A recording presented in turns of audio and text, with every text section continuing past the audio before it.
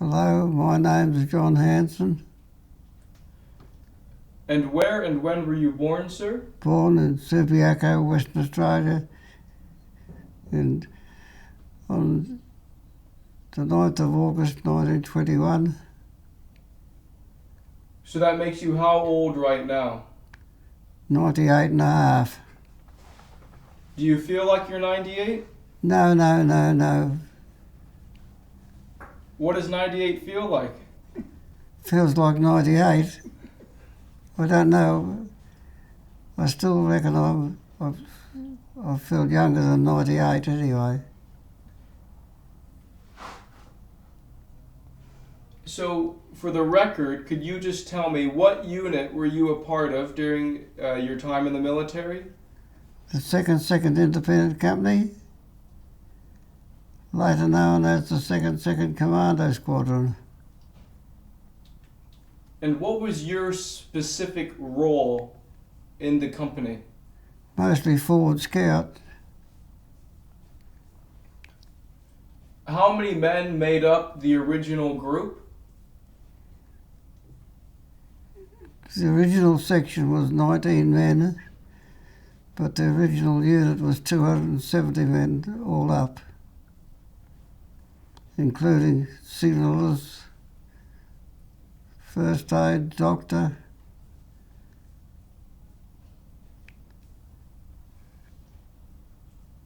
and a few other odds and ends like engineers and explosives, etc.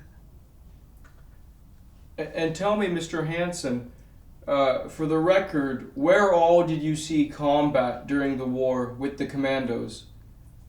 In Portuguese Timor, 1942. In Borneo, with the 2nd 12th Commando Squadron.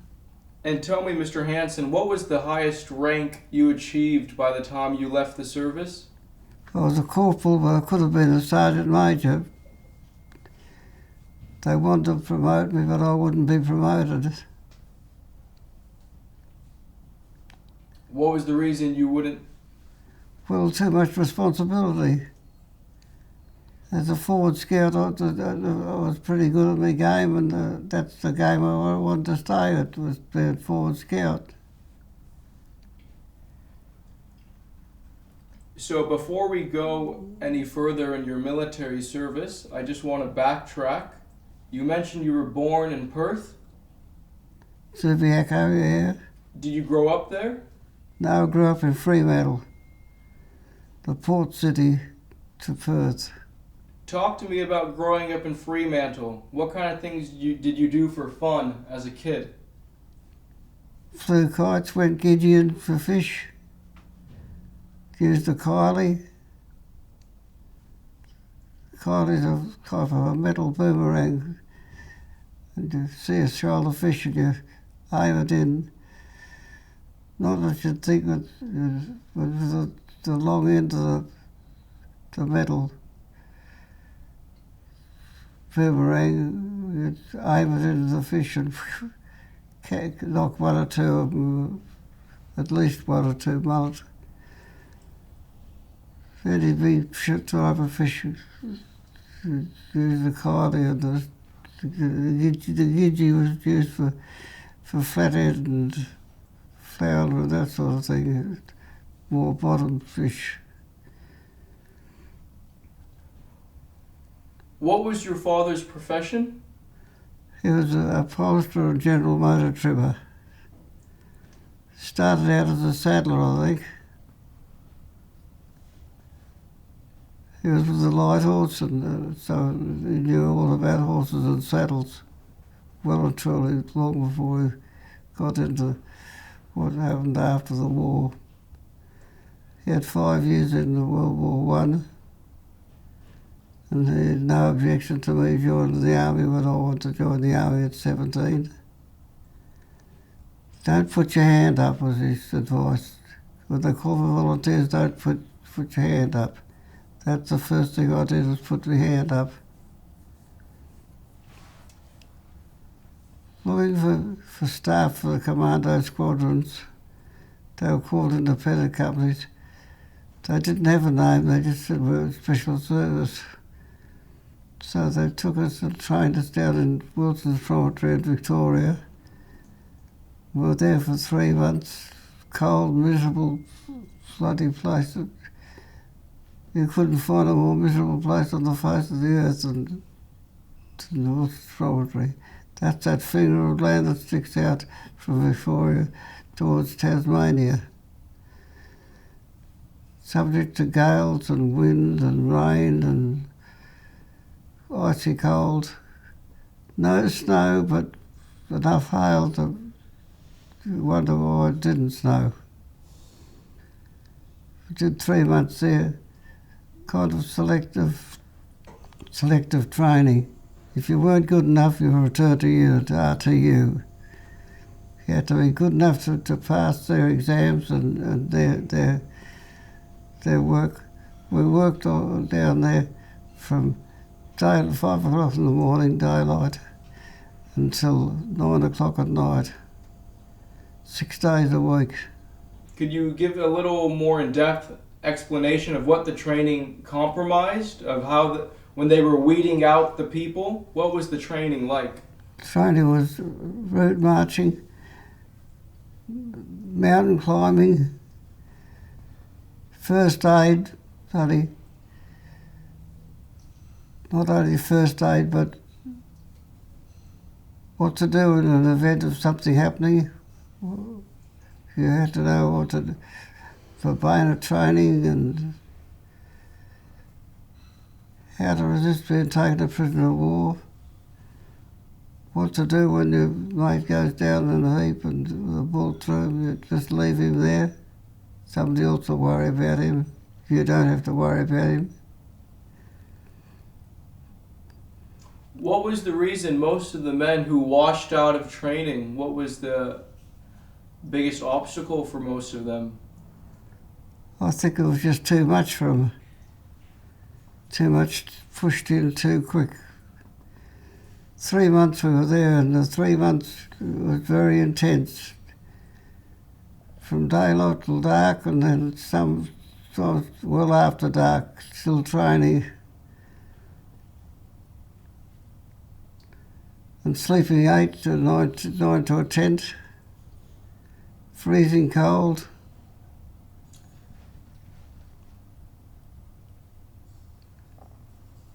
Terrible place. Did you ever think about quitting? No. Can't afford to quit. Others did, but I didn't. And then after we'd been training for a while, we were allocated into sections. Called the second independent company and given their double diamond colour patch.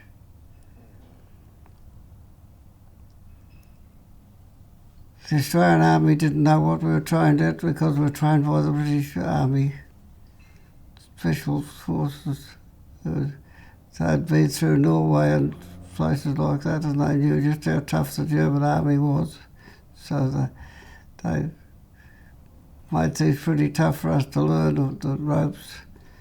We were intended to go to Norway for one operation.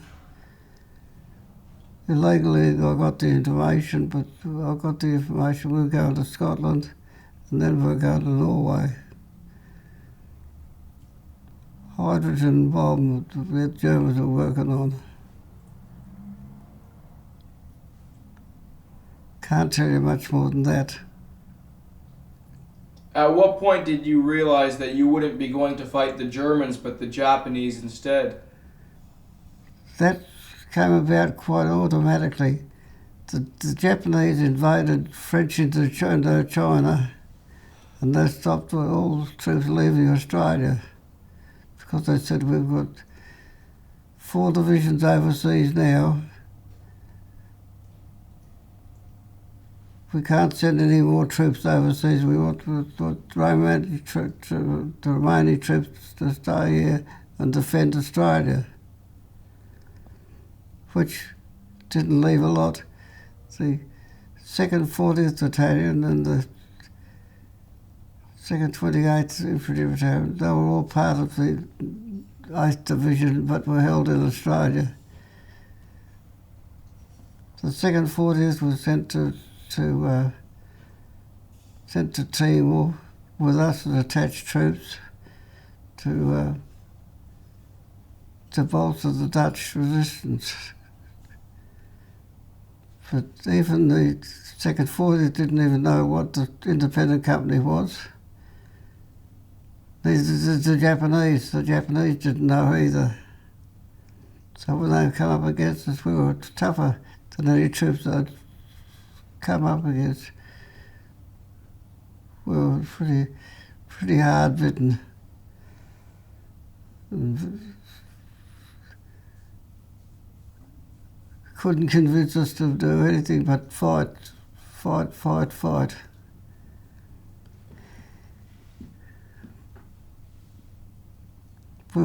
We were lucky in a sense that we all had malaria and sort of taken up into the hills to get over it. That's how we avoided being captured or confronted with a straight-out battle. But the 2nd rallied and re-supported themselves and got their gear together and attacked the Japanese relentlessly. Allegedly, we killed around about 2,000 Japanese, killed and wounded about 2,000 Japs. We were outnumbered by about 200 or 300 to 1. We kept on fighting just the same, ambushing the Japanese and killing their survivors.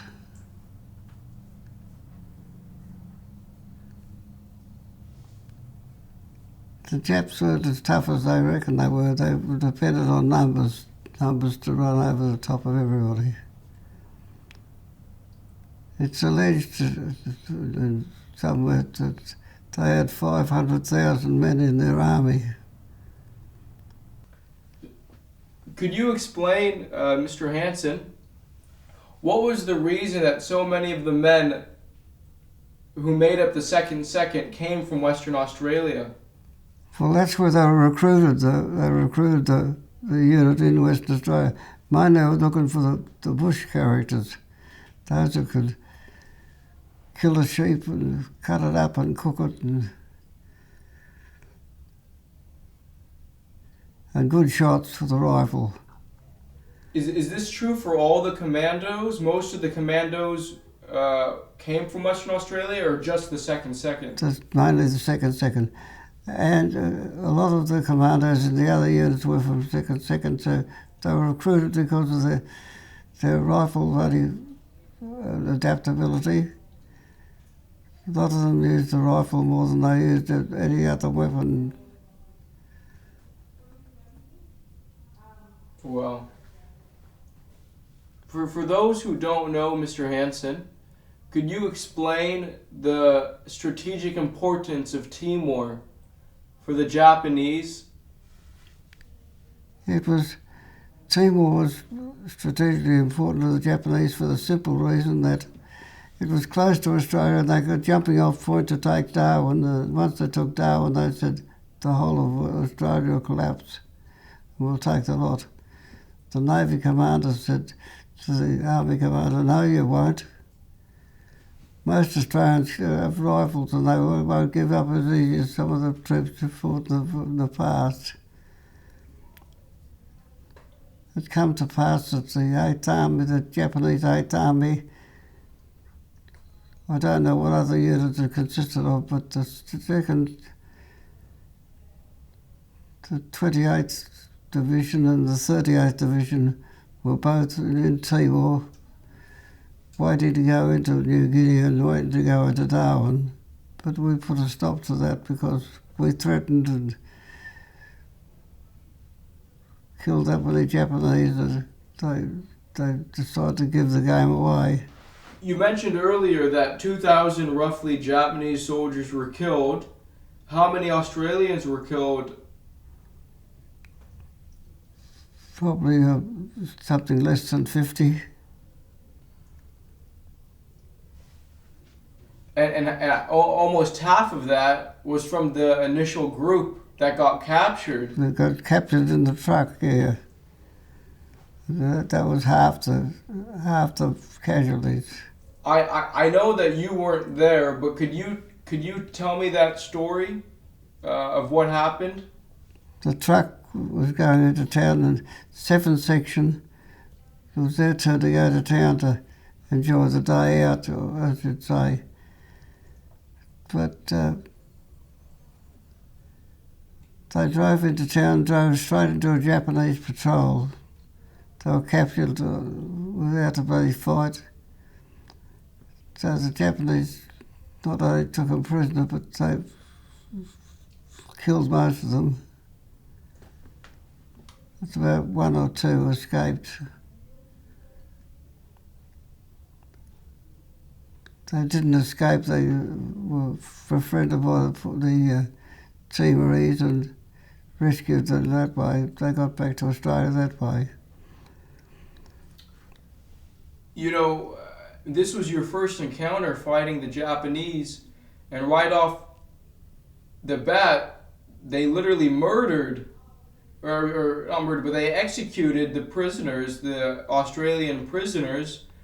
I mean, did you have any idea, before you all heard about what happened to the men on the truck, did you have any idea of how ruthless the Japanese were?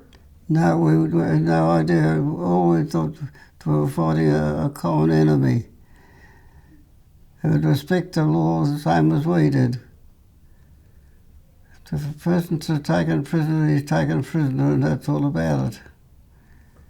But the Japanese believe that killing anybody who is a threat to them, no matter what. That's why such things as the route march that killed all of them in Borneo, and the Bataan route march in the Philippines, there were so many killed there. But the Japanese have got a reputation for this, and they never paid the penalty for it. I totally agree. Yeah. It's all right saying it's a new generation, but the generation before is responsible for the generation afterwards. You can never wipe the slate clean. No, I totally agree. The difference between Germany and Japan is, in Germany, when it comes to their education, they're very focused on making people aware of what happened to the Jewish population and the Holocaust. But in Japan, they don't even talk about the atrocities that the Japanese government committed. A lot of Japanese people don't even know about the rape of Nanking. It's sad. It's a sad story, but the Chinese haven't forgotten. Yeah, that's for sure. Could you tell me, Mr. Hansen, the story of how you actually got to Timor in the first place? Where was your port of embarkation, and how did you get there? Well, we were in Adelaide, concentrated in Adelaide to take a troop ship to Britain, and from there to operations. But suddenly the Japanese invaded Portuguese, Indochina, the French Indochina. So instead of us being sent to a ship, we were sent by train up to the Northern Territory and built a camp there. And from there we were told we're going into action in the immediate future. This is what our major told us. You wanted action, you're going to get it. And so the next thing we were loaded onto a cattle truck and taken to Darwin and put on board the ship as deck cargo. Nobody knew who we were or what we were. We were just loaded on the ship and to Zealandia and taken to Dutch Timor. From there we were separated and sent to Portuguese Timor to look after the airfield there. That's how we finished up in Portuguese Timor. What was your first reaction when you saw what Portuguese Timor was? I mean, what did it look like when you first got there? It's like going back to the 15th century. Absolutely bloody hideous. You got no idea. There was one motor car in the whole place, and it was an old truck belonging to a Chinaman or something. It was the only transport in the whole place. Taxis were a horse-drawn carriage like something back in the 15th century. The Portuguese had been there since 1525 and hadn't improved at one iota. It was just as bloody remote. It was like going back in history. We couldn't believe our eyes and couldn't believe anything. How did the native people first treat you all? Because for many of them, this is the first time they're seeing white men. The difference between us treating them as human beings and the Portuguese treating them as dogs, they got a big impression on them. We treated them like they were human beings because we were Australians, see? And we thought that everybody deserves the same break, whether they're bloody black, white or brindle. The Timorese, they were very good friends of ours after a while. They couldn't do enough for us, which is why we were so successful in defeating the Japanese. The Portuguese helped us endlessly. By doing what? Food, information.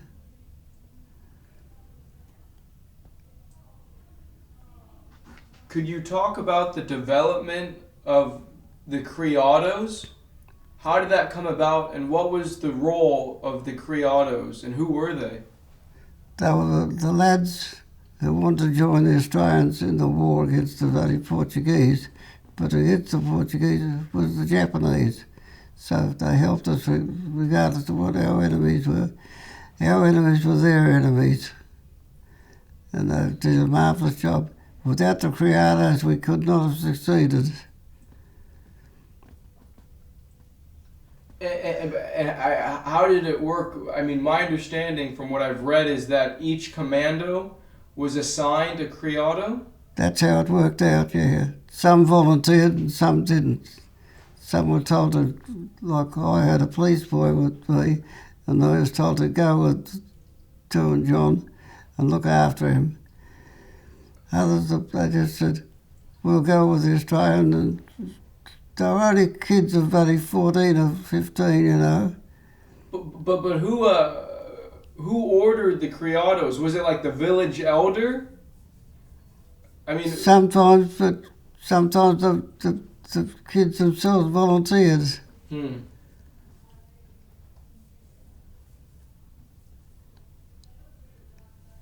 You could say that for every Australian there was a criado. The criados did a marvellous job. We could not have succeeded without them. How did you all communicate with your own criados? I would sit at night there talking to my criado, Mohasu. He'd be telling me, this knife is such, and I'd say, that's a knife in Australian, and he'd say, it's a Chris in Timorese. So we learnt the lingo. I learnt the Tetum language pretty very well. And I wasn't the only one. Our Corporal Jerry Hare, he was an ex-school teacher, and he took it very sincerely and learnt the Tetum language backwards. Wow. What was your criado's name? Mawasu. And you would say he was 14 himself? About 14 or 15. Were the criados, did they carry weapons? No. Although at times they could take the weapons off you when you were struggling to get away and carry them for you.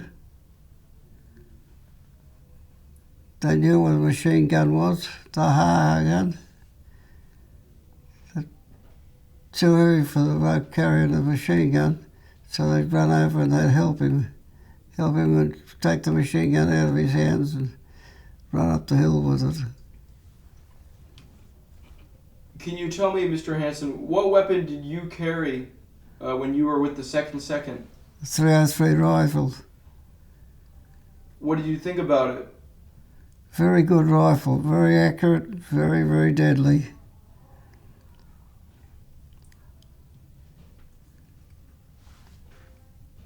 How many rounds did it carry?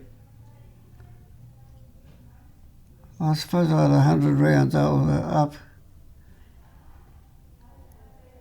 in leather pouches and around my stomach and in my vestic pouch.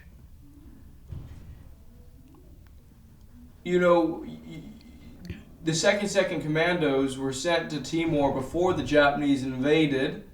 When the Japanese invaded, did you all expect to get massive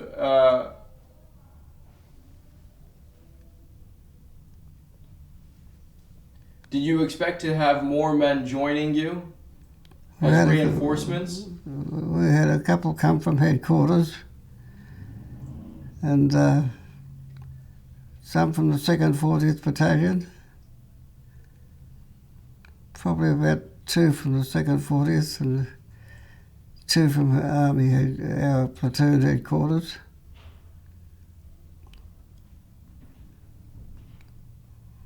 That built the unit up. We didn't suffer any casualties, killed or wounded.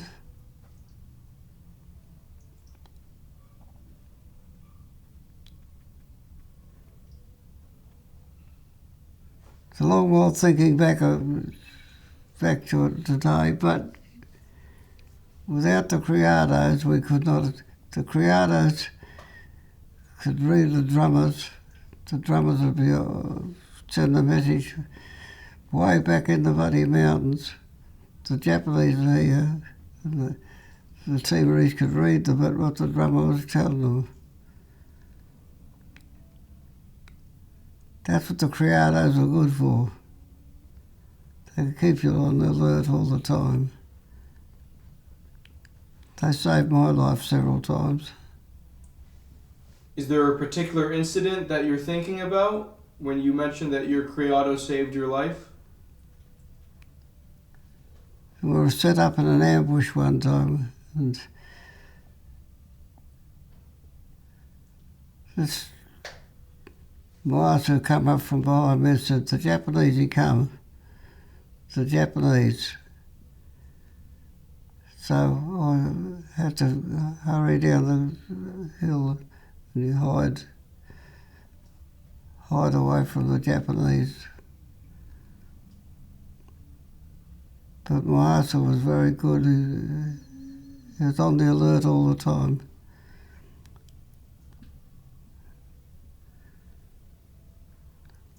But they were pretty tough going, the Timorese. Only little blokes, but different entirely to the rest of the Timorese. The Portuguese Timorese were back in the 15th century. They were totally different people to what you'd find in Commando. What was the terrain on Timor like, and how difficult was it for you all to deal with? Mountains, and more bloody mountains. You'd climb one mountain and get to the top of that, and you'd say, "That's it, we're over the mountain." But there's another one in front of you. You'd have to climb that one too, go down the gully and then climb up again. It's very rough country. The Japanese found it also very rough country. We had in total about 50 miles by 50 miles that the Japanese, if they entered it, we would be right onto them and give them a big shoot up.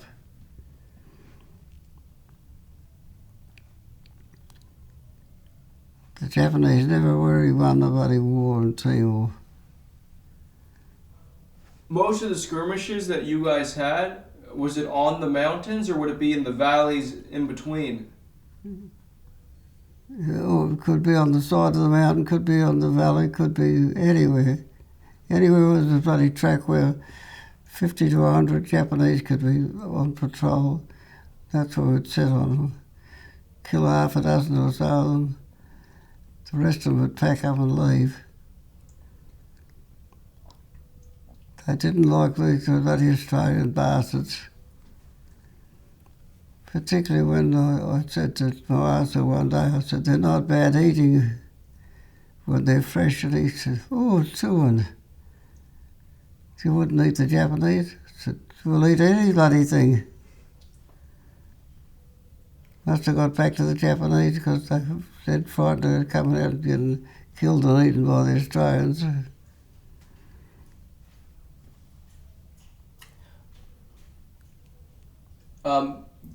After the Japanese invaded, I mean, you weren't in the party that went to the airport in the truck.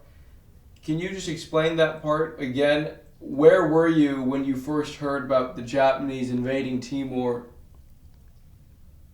We were up in the mountains, and we didn't hear much about it until the gunfire echoed up the bloody hills. So we said there's some more fighting going on. Anyway, one of the other sections sent a runner to us to tell us the Japanese had landed. I don't know how they got the information, but the information came to us. So we went down on patrol to look for the Japanese, and we couldn't find them. Wasn't as though we were looking for bloody battle. We were really battle crazy. If they're there killing our blokes and shooting at our blokes, we want to shoot some of them in return. That must have been frustrating, when you want to find the enemy and you can't find them. No, we could hear him, but we couldn't find him. As I said, it's all bloody hills and bloody cross hills and all different shapes. You think you go up this hill and that's the last one, but you get up to the top of that one and there's another one behind it, just as bloody big. But all these hills, I mean, they're covered with trees, right? None of them are barren.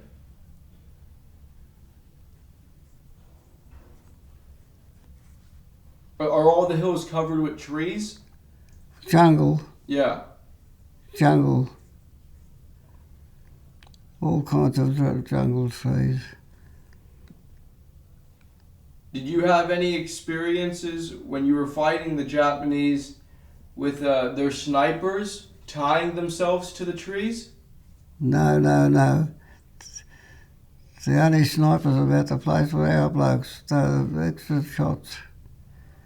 The Australian snipers were excellent shots. And probably half the casualties of the Japanese were Australian snipers. Where would the Australian snipers conceal themselves?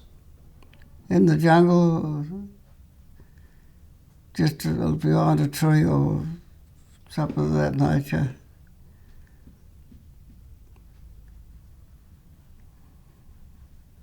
So could you tell me, Mr. Hansen, about your first engagement with the Japanese? After they invaded, you mentioned that you guys went on patrols to find them and you couldn't find them.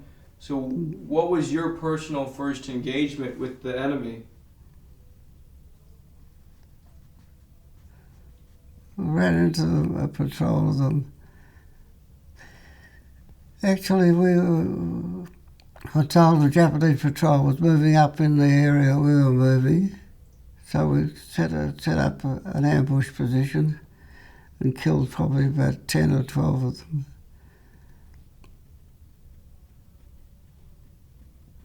The Japanese tried to recover the bodies, tied their feet and hands together, feet tied together, hands tied together, and put a bamboo pole and carry the bodies. And I said, why before they take the bodies away? He said, they take them back to Dili. to be honorably buried in his grave in Tokyo. So that's how so we give him a few more few more dead Japanese. You would shoot the men who were carrying the dead Japanese? Any Japanese was a Japanese to us.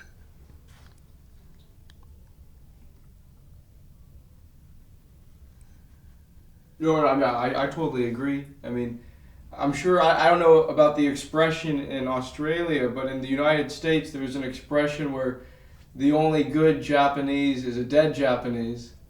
True. But then there's a little bit to add to that. The only good Jap is a dead Jap, but then when he's dead, he stinks. That's from the Commando's bloody point of view. You know, I know you say that as a joke, but in reality, that must have been an issue with all the Japanese casualties that you guys caused, and with it being a tropical environment, what would happen to their bodies?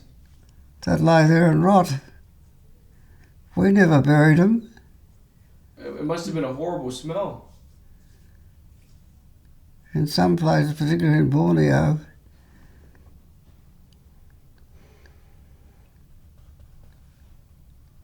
dead Japs everywhere.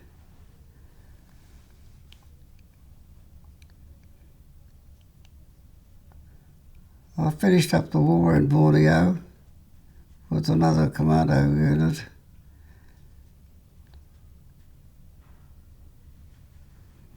And I finished up in charge of a Jap PW camp. What was that like? Bloody tough.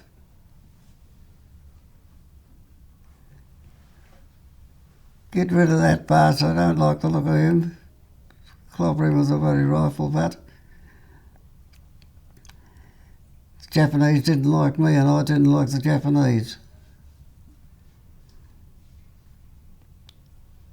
It was pretty tough going all the way.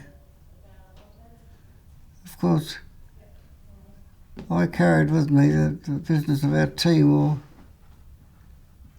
all the way into Borneo. The Japanese didn't like me and I didn't like the Japanese. I might have only been a corporal, but I might as well have been a bloody general.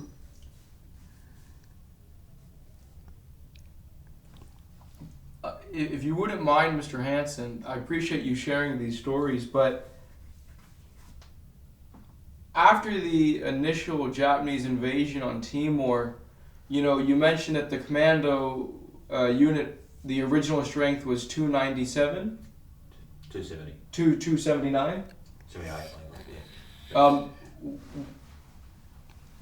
How did you all disperse? You know, because you know that you were outnumbered. How did that all work, and who was in charge? The doctor decided to send so many here, so many there, to get away from the malaria mosquitoes. So our section was separate from the next section by possibly 20 miles. So to penetrate through them, we had to go through all these different sections, areas. That's how the Japanese ran into trouble. They'd run into one section and the section would give them heaps. They'd go to get out of there and run into the next section, and the next section would give them another bloody wallop on it. How many men would be in a section, sir? 19 men. Okay, and your entire time on Timor, was it solely, did it solely revolve around you and your section? Yes, mostly so revolved around the section. Sometimes it'd be 2 or 3 sections together, but mostly revolved around a single section. That's where your action took place. And who would be in charge of you, a lieutenant? Supposedly, yeah. Mainly a senior corporal.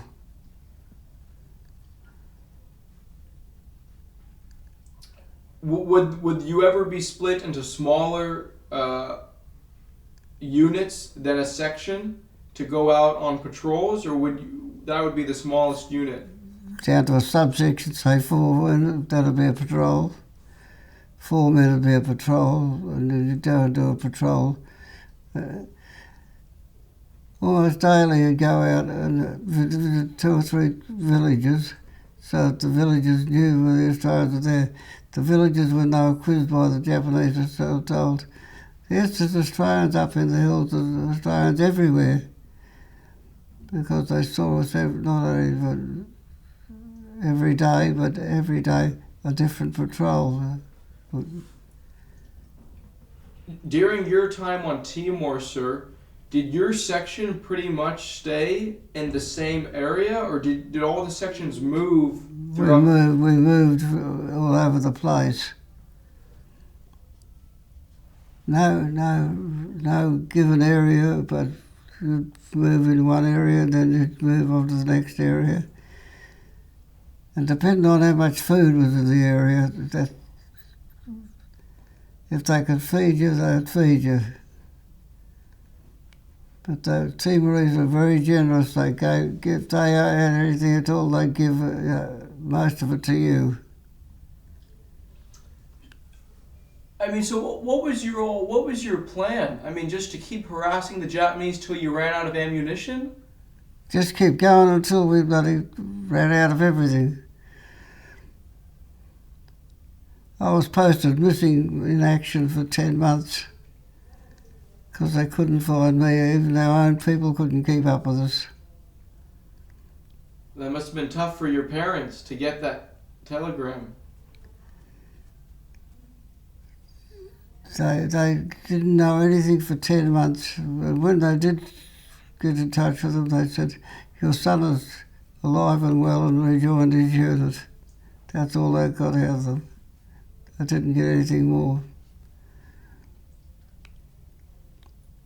Did you feel,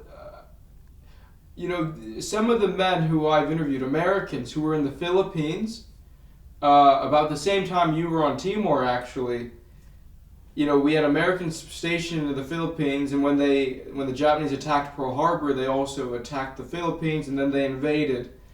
And a lot of those men, before they became prisoners of war, they kept hearing rumors that the United States was going to send a convoy of ships to come and rescue all of them. As long as they made it to the Bataan Peninsula, they would be rescued and they'd be sent back to America. But, it was all rumors. Did you guys feel that you were going to be rescued by the Australian government? No, we felt that we'd been abandoned by them. Now that all the radios had been smashed up, so we had no communication with Australia by radio or anything other means for months on end. And it wasn't until around about August, I suppose, that we heard that they had communicated with the radio. And when did you first get to Timor? We got to Timor in December 1941. And when did the Japanese attack? February 1941. 42. 42, yeah. And the reason the radios were smashed up, sir, was it to prevent the Japanese from getting to them? Mainly to stop the Japanese using them. Boy, you would have think if they just kept one working radio, you would have been out of there a lot sooner.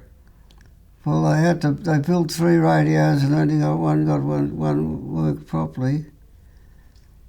But half the time you're looking around, looking for bits of old radios or bits of old motor cars that could be used to build radios, generators and batteries and things. Can you talk about your living conditions before you all had made contact with the Australian government? When you were just left there on your own, what were your living conditions like? Bloody terrible. You just lived like a dog. Scratch yourself to get the fleas off you.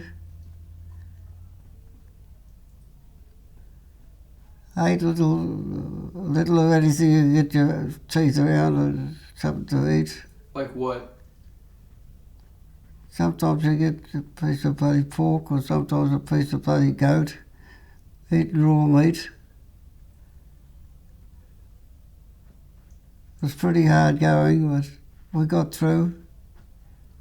You know, because you weren't in a traditional outfit with the structure of officers and everything, were you just left to fend for yourselves when it comes to the food?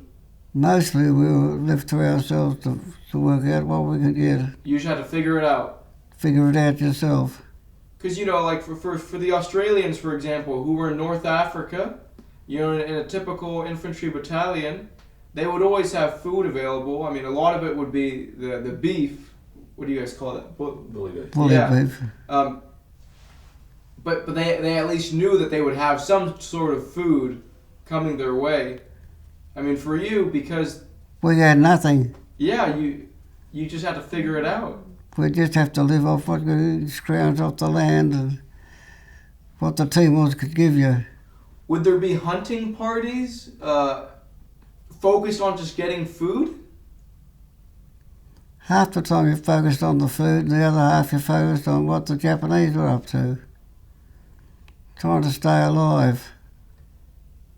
Did you guys have any experiences taking some of the supplies from the Japanese? No. Anyway, their supplies must be pretty crook anyway. The bloody rice, more rice. And sake.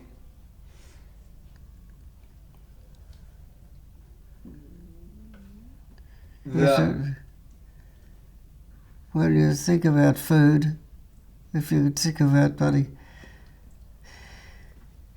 chooks, they were like a small, very small bantam, like a bloody little bit about as big as a pigeon. That was food. What's the name of it? If you talk about chicken, the chickens are about as big as a pigeon.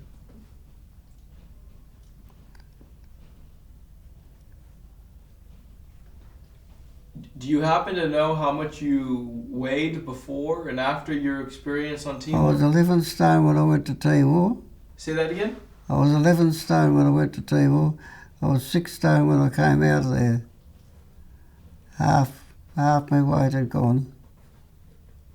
You must have been like a skeleton. But we got away with it.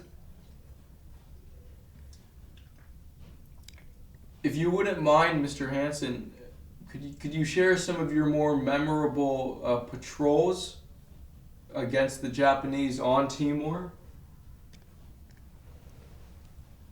You patrolled every day. If you read that book that I wrote, that's an average bloody patrol between the outpost and the base camp. I know I've read it, but the people watching this won't know what you're talking about.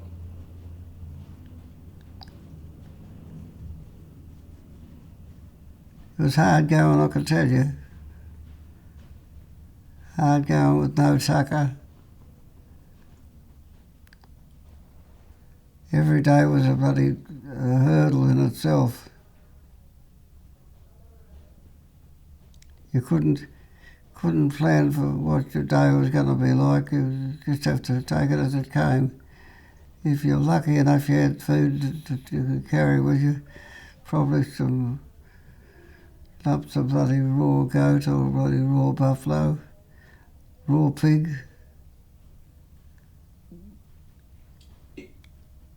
Could you explain why you had to eat the meat raw?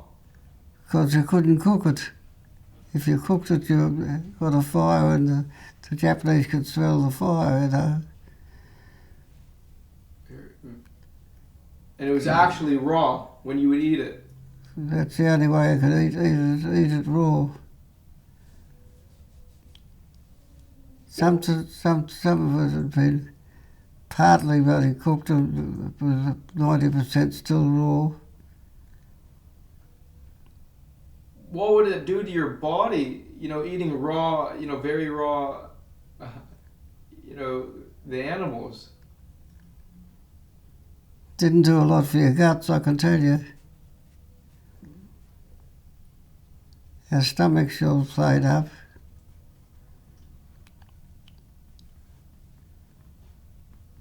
Not good for you, I can tell you.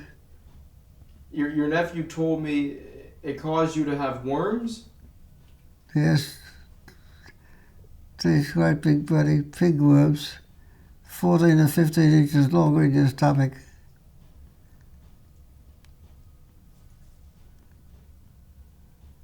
I mean, can you feel it there? Hey? Can you feel it in the stomach? You couldn't feel it, but you knew it was there because you'd be hungry all the time. Because they'd be eating all the nutrients, the worm. They'd get the good stuff and you'd get nothing. I mean, so, even that alone, without fighting the Japanese, is hard enough, just your living conditions. The living conditions were really impossible. And then you're expected to fight off the enemy. Can you talk about, when it comes to your ammunition, you have a limited supply of ammunition. How did you guys try to conserve it, and when would you use it and not use it? Well, before we left our original positions, we buried a lot of the ammunition in the slit trenches we used for toilets. So later when we come back, we could dig it up. The Japanese wouldn't dig in the shit. So we'd dig it out and get some boxes of ammunition out. Never ran short of ammunition.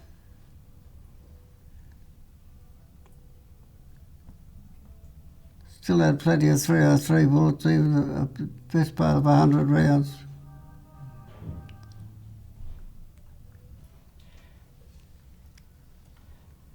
Mr. Hansen, when you were in combat on Timor, what would you say was the closest you got to the Japanese in a firefight or in an engagement? 3 or 4 feet. Japanese come round the corner and you'd shoot him rather than him shoot you.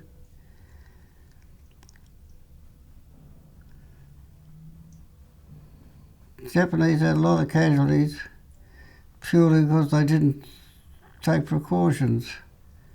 They just wandered along the track and hoped to Christ. You've got to remember that the Japanese were not volunteers, they were conscripts.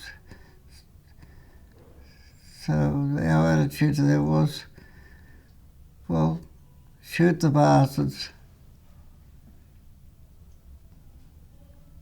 You'd be 4 or 5 feet from him and he'd come round the corner, not expecting a rifleman would be waiting to shoot him, and bang, you'd got him.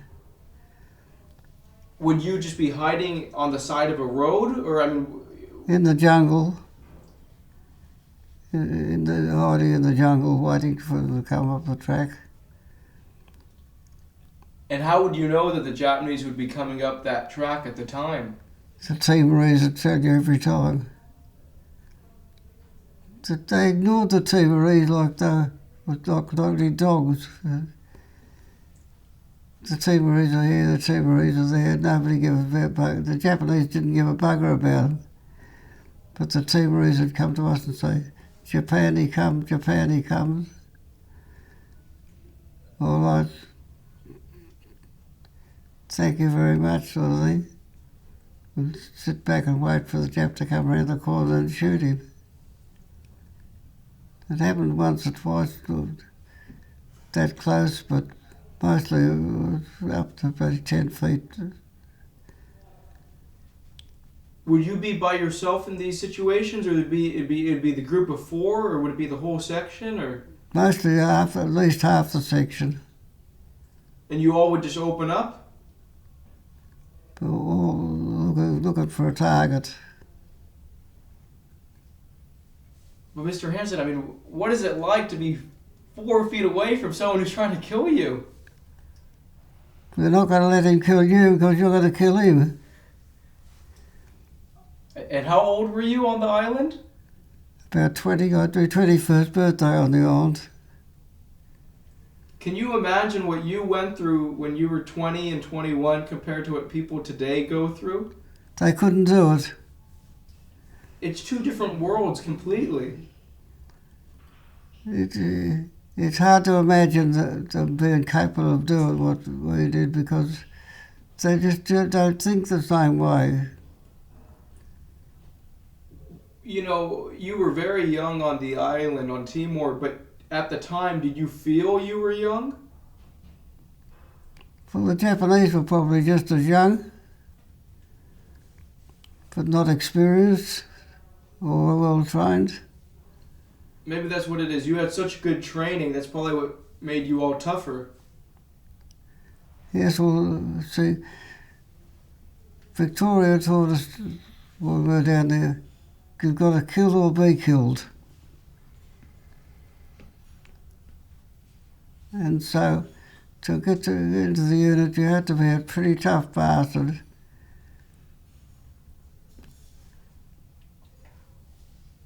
You know, Mr. Hansen, could you explain the oath of secrecy that the commandos had to take?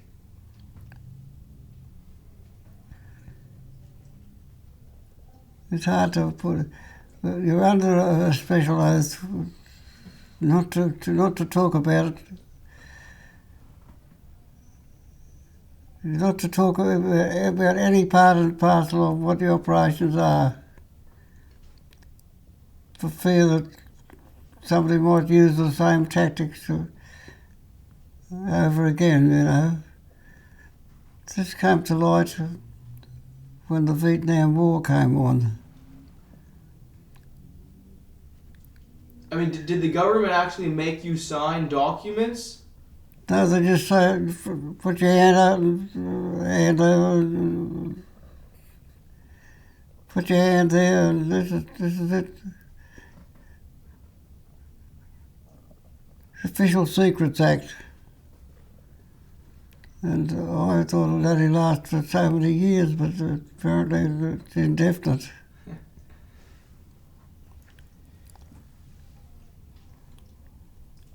My understanding is that you had some experiences with some of the diseases on Timor. Yes, there's all kinds of wogs there. What were some of the diseases that you got yourself, and how did you deal with it in such a remote area? Well, diarrhea, for instance, is common. You're eating more or less raw bloody animals, and so you get diarrhea from that.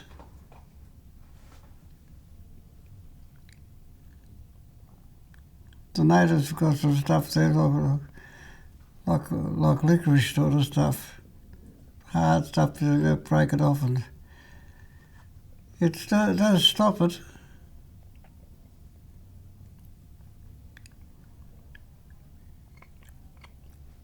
What about malaria? Nothing can be done to stop that. But you got it yourself? Yes, we all had it. I mean, what is that like to have malaria and have it go untreated? You break out in the sweat and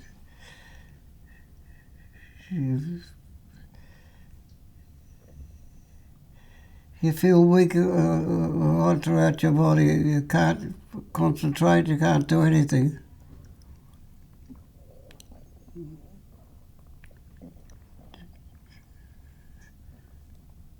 But if you get up in the hills and you're away from the bloody malaria, the mosquitoes biting and that sort of thing, they pass the bloody walk on.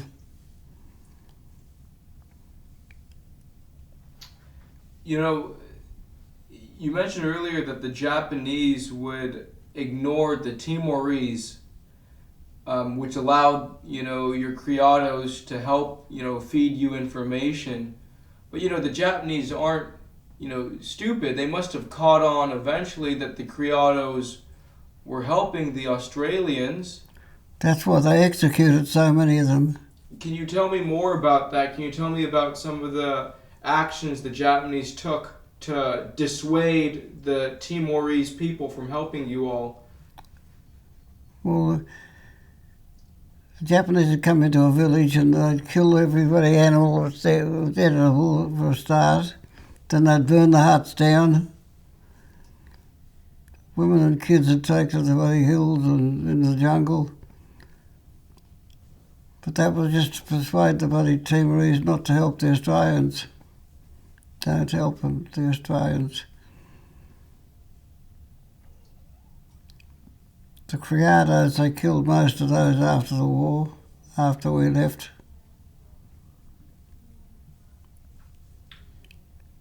Were there Timorese that, ended up helping the Japanese? So-called, yes, but they weren't real Timorese. They were bloody Javanese, bloody crossbreds. And so all those things that the Japanese would do for the real Timorese people, like burning their villages and killing the men, it didn't stop them from helping you all? No, it made them more on our side. More anti-Portuguese, anti-Japanese. I mean, when you bring up the Portuguese, was there any Portuguese influence still on the island? Of course. The Portuguese were free to come and go as they pleased. They were not allies of the Japanese, but friends of the Japanese. Oh, I didn't realize that. Because they were neutral during the war. They knew what was going on, don't worry.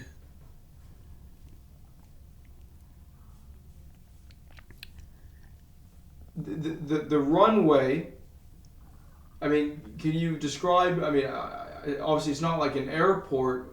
Was it just a strip? Like an airstrip, yeah. Mostly grass.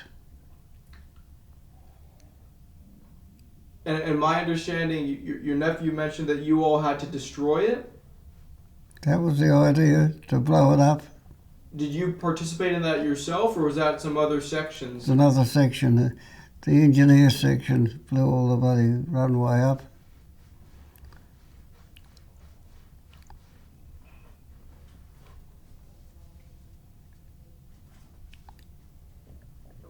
And so when you guys first made contact with the Australians, now that there was no longer a runway, how did you all get your supplies when they tried to send you all supplies?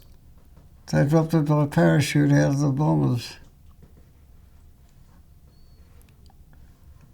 You keep fighting and we'll keep coming. That's what they wrote on some of the packages. That must have been pretty motivating.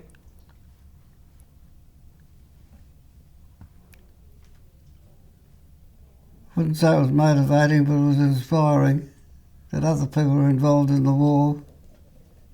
And that you weren't forgotten about. We reckon we were well and truly forgotten. Did all those care packages that they would drop, did it always end up in your hands, or did the Japanese get a lot of them as well? We don't know, some of them went adrift, but most of them we got, I suppose. The Timors would run around and get them and bring them back to us. There was a famous story about a raid on Dili. Could you tell me about that, please? Don't know much about it. Captain Laidlaw did a raid on Dili. Got right inside the place with about 3 or 4 blokes. They got nearly into the middle of the town. They were sprung by a sentry who, one shot, alerted the whole bloody place.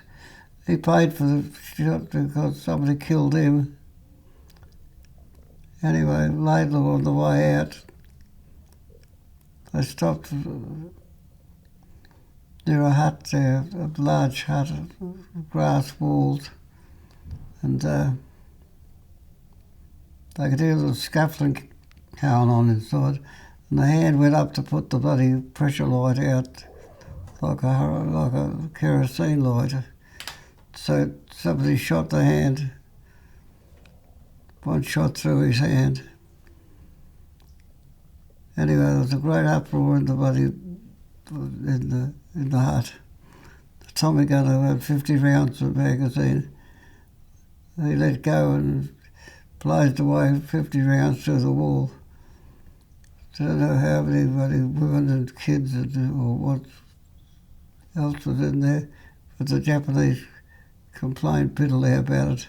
The Portuguese said to Captain Laidlaw the next day, it was a terrible raid on the bloody city. They shot up the town brothel. And Captain Laidlaw kept a straight face and never said a word. He was the leader of the bloody particular patrol. What did you? Was he was your direct officer, right, Captain Ladle? He was our captain. What did you think of him? Very good man. Came from Taree in Western Australia, in New South Wales. He was a surf lifesaver, but after the war he became the head of Ampol Petroleum. But he was a good man. Most of the commandos, I mean, most of you all got along with one another? Naturally, you're like brothers. And all of your officers were good officers? Not all of them were good officers. Some were better than some of others. Some were not so bright. Are you thinking about someone in particular? Oh, I could name a couple. But You don't have to mention their names, but what about them made them not such good officers? well, Colin Doyle was a good officer, but he had blotted his copybook by accidentally shooting the driver with a bloody bullet out of an automatic. I don't know what the outcome of that was, but Colin Doyle was supposed to be in charge of 5 section.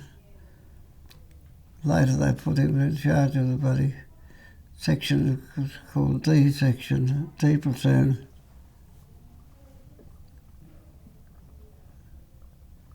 And Colin Doig was from the Doig family of East Fremantle,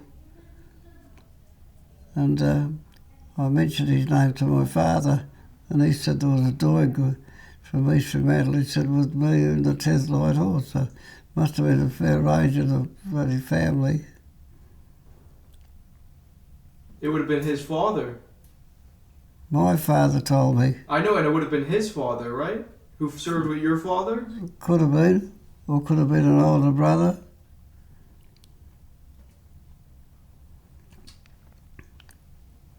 When you would go on your own patrols, Mr. Hansen, into the villages, I mean, would it always be at night time or?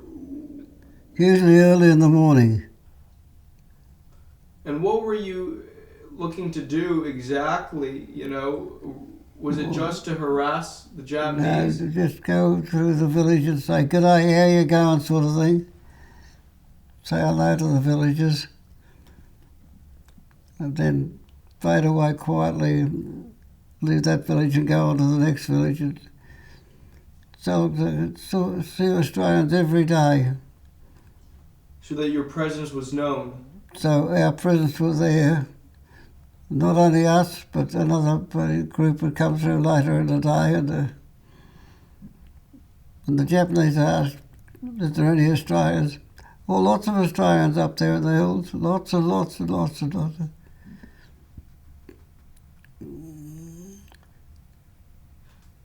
On any of the times that you would go into the villages, would you encounter Japanese soldiers there? Very rarely.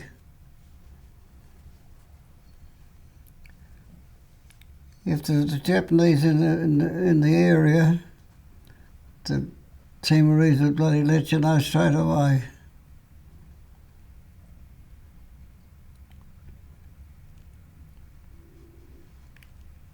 So if the Japanese didn't stick to any of the towns or villages, where were they mostly based?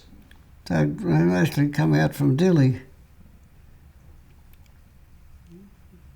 Did you ever go on a raid yourself into Dili or on the outskirts of Dili? No. I did a bit of observing close to Dili, observing with the binoculars, looking at the Japanese, what they're up to.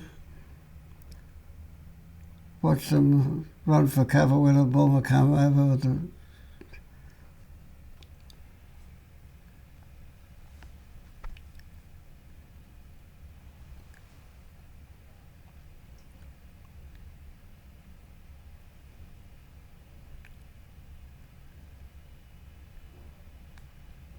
in a sense, the Japanese were much like us.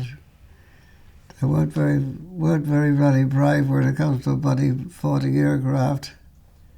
Now, when you mentioned bombers coming over, is this the RAF? Yeah, the RAF come over and they'd drop a few bombs here and a few bombs there. Did the Japanese ever have planes come to try to find you all? They had one plane there used to fly around, an old type of biplane. He'd try and find us and he'd drop bombs and try and frighten the hell out of us. What did you call the plane?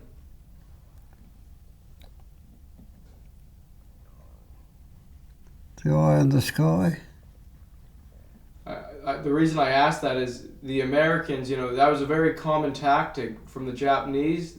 A lot of it was just to keep you awake at night, or to scare you. And the Americans, they call it Washing Machine Charlie. That's the name of the little plane that they would experience. This is either in the Philippines or in Guadalcanal, And so it's an interesting tactic by them. When it comes to armament, did the Japanese bring any heavy vehicles or tanks on Timor to fight you with? No, but they had a big gun down on the coast. It looked like it might have been come off a ship. Armour plated in front of it, about a 4-inch bloody barrel. 5 shots up there at the observation post. They knew we were using that observation post at one time because they patrolled through there, but they never found anybody. We got closer and closer to the Japanese, observing with bloody binoculars. We were down within about 50 feet of Jap headquarters, watching the Japanese, what they were up to. Watching them get in their cars and do their uniform up. And this is what you saw personally? well, I saw them personally doing this. I mean, you were that close, you saw them put them on their coats and their gear, doing the buttons up. So, so when you see all of this, what do you do then? I mean, obviously you can't go in, We weren't there to kill them, we were just there to watch and see what they were up to. And so who would you relay that information to Back to platoon headquarters, and platoon would send the information back to company headquarters. The company headquarters are well away.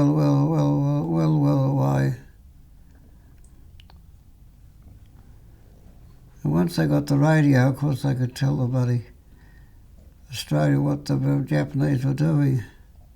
Who was the commander of the whole second?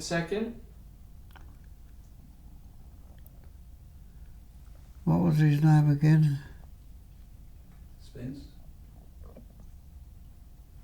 Spence? Is it Spence? Yeah, Spence. Alex Spence. Was it Major Spence? Was that the same one? That's him. Where was he situated? I mean, these high-ranking officers, it's not like they were out on patrol with you. They must have been back in a protected place where the Japanese couldn't get to, a place called Borneo. And was that, for lack of other words, was that like your base of operations? That's where all the instructions came from. from Borneo. Did you ever have interactions with him yourself? No. I was just a number out there doing patrols. But did you ever see what did you ever make it to Borneo? No, never. But he must have been quite protected. They were well and truly protected. They were well and truly in the background.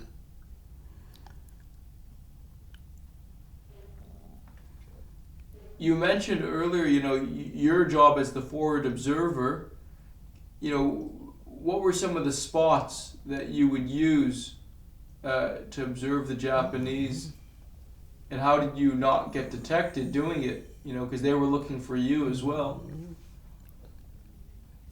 But you don't leave any trail that you've been there or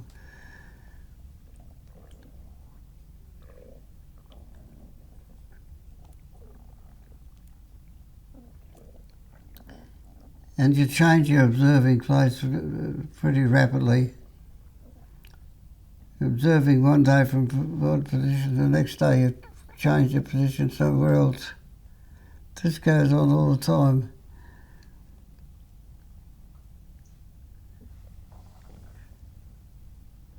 How many Japanese would you say were actually on Timor? Not the ones who were killed, but in total, how many Japanese were landed on Timor?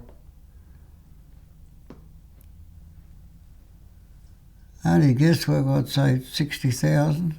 60,000? Against 300? Yes, well, they had the 8th Japanese 8th Army there, and that would have amounted to around about 30,000 troops, plus the mob were trying to catch us, probably another 10,000. Oh, I'd say 50, 60,000 quite easily.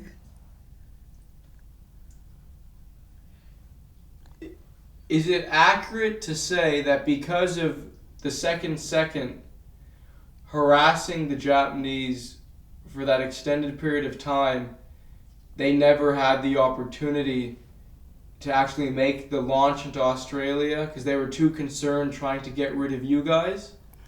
Well, they didn't know how many we were, see. They captured all the stuff from a brigadier's headquarters, and they assumed that a brigadier would have had at least 3 battalions. Knowing their knowledge of the Australian Army, that was the brigadier's strength, 3 infantry battalions. So they didn't know whether we had a couple of infantry battalions in behind us or what. They didn't really know, and that's why we spread the word, going village to village, day after day.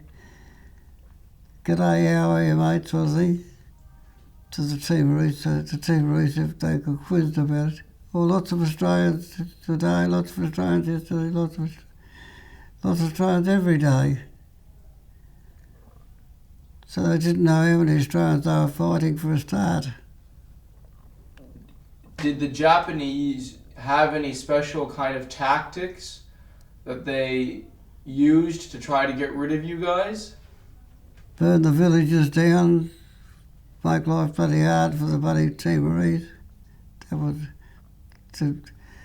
and patrol trying to find us and trying to nail us down, trying to kill us off, but it didn't work. Our information was twice as good as theirs. Was there any particular Japanese patrol that got very close to your section? Not you guys ambushing them, but them coming to you. Not really, none of them really.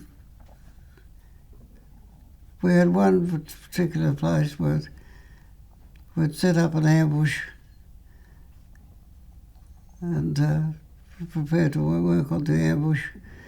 Senior Corporal Jerry Hare was in charge of it, and the Japanese come down a side track from somewhere, from some remote bloody village down a one-way track. They was this one-man walking track,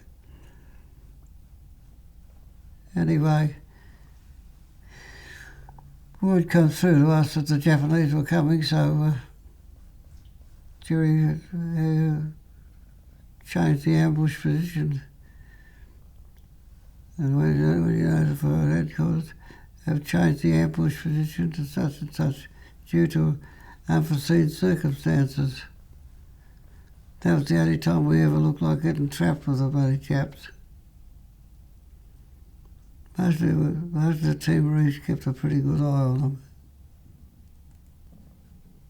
Well, fourth section was detailed off to deal with this little Japanese patrol coming up, and they knew that they were in charge of a Jap senior officer, a major, who was specialised in dealing with guerrilla forces.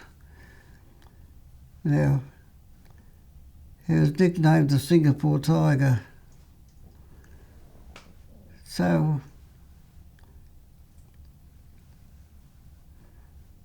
they said to you, go down and set up the ambush position in the waterfall, and the rest of you arrange yourself around so you can have a pot shot at any of those are in the background. So Singapore Tiger come along and went across this little bridge on a white horse, and what was his name? He plonked him with one run round through the chest, killed him. Say that again? He plonked him with one round through the chest with the rifle and killed him. Singapore Tiger. Singapore Tiger. Who was the man that killed him? I can't think of his name. Ray. Ray Aiken. Yes. Ray Aiken, that's it, yeah.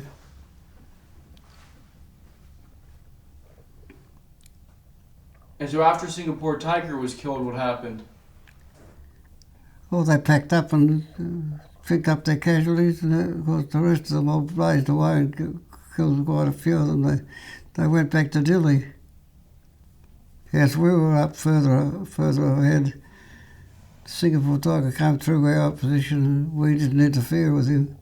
We knew his reception committee would be up later on.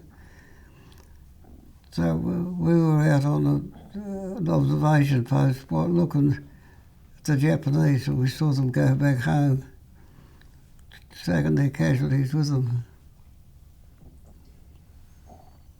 Do you have any idea roughly how many casualties there were? They probably had around about 40 or 50 casualties. Wow.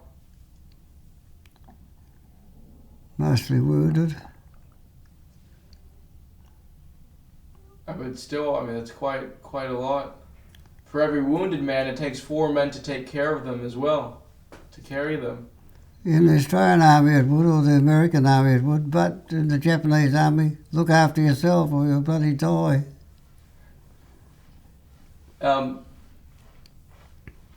It's just amazing. Okay, sir. So just going back into your experiences on Timor, can you tell me about the unit's aid man? What was his name and what do you remember about him? About who? Your unit's aid man.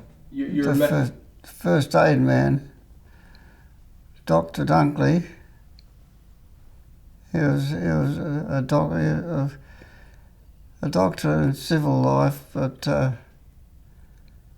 he had been a stretcher bearer in World War One. That's for my father's information. And he looked after the wounded very well. Some of them he had to stitch up with horsehair. He was a very good doctor. Never lost a wounded man. How old would you say the doctor was? In his 40s, I suppose. So he was an old man. Old compared with the rest of us. The rest of us were in our 20s. And when you all were fighting on Timor, what would his makeshift hospitals be? He had about 5 different hospitals, shifting all the time, because the Japanese were hounding to penetrate to find our headquarters. But he was always in the way, so he had to shift to the hospital and his first aid blokes continuously. Did you ever find yourself in his hospital? No. She had to be pretty very bad and wounded to get in the hospital. Just just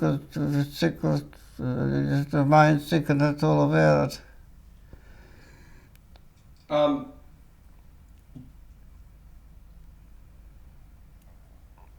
Was he the only doctor with the whole force? He was the only doctor that I know of was with the whole independent company, and with the Sparrow Force. I think he was the only doctor.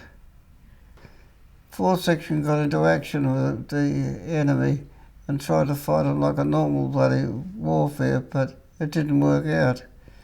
They were outnumbered and outmanoeuvred, and the machine gunner got onto them, and he managed to hit one of the privates in the jaw, smashed his jaw completely away.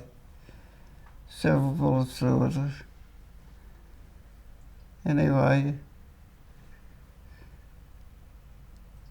his number was 13013. Unlucky for some, you could say. That was his registration number.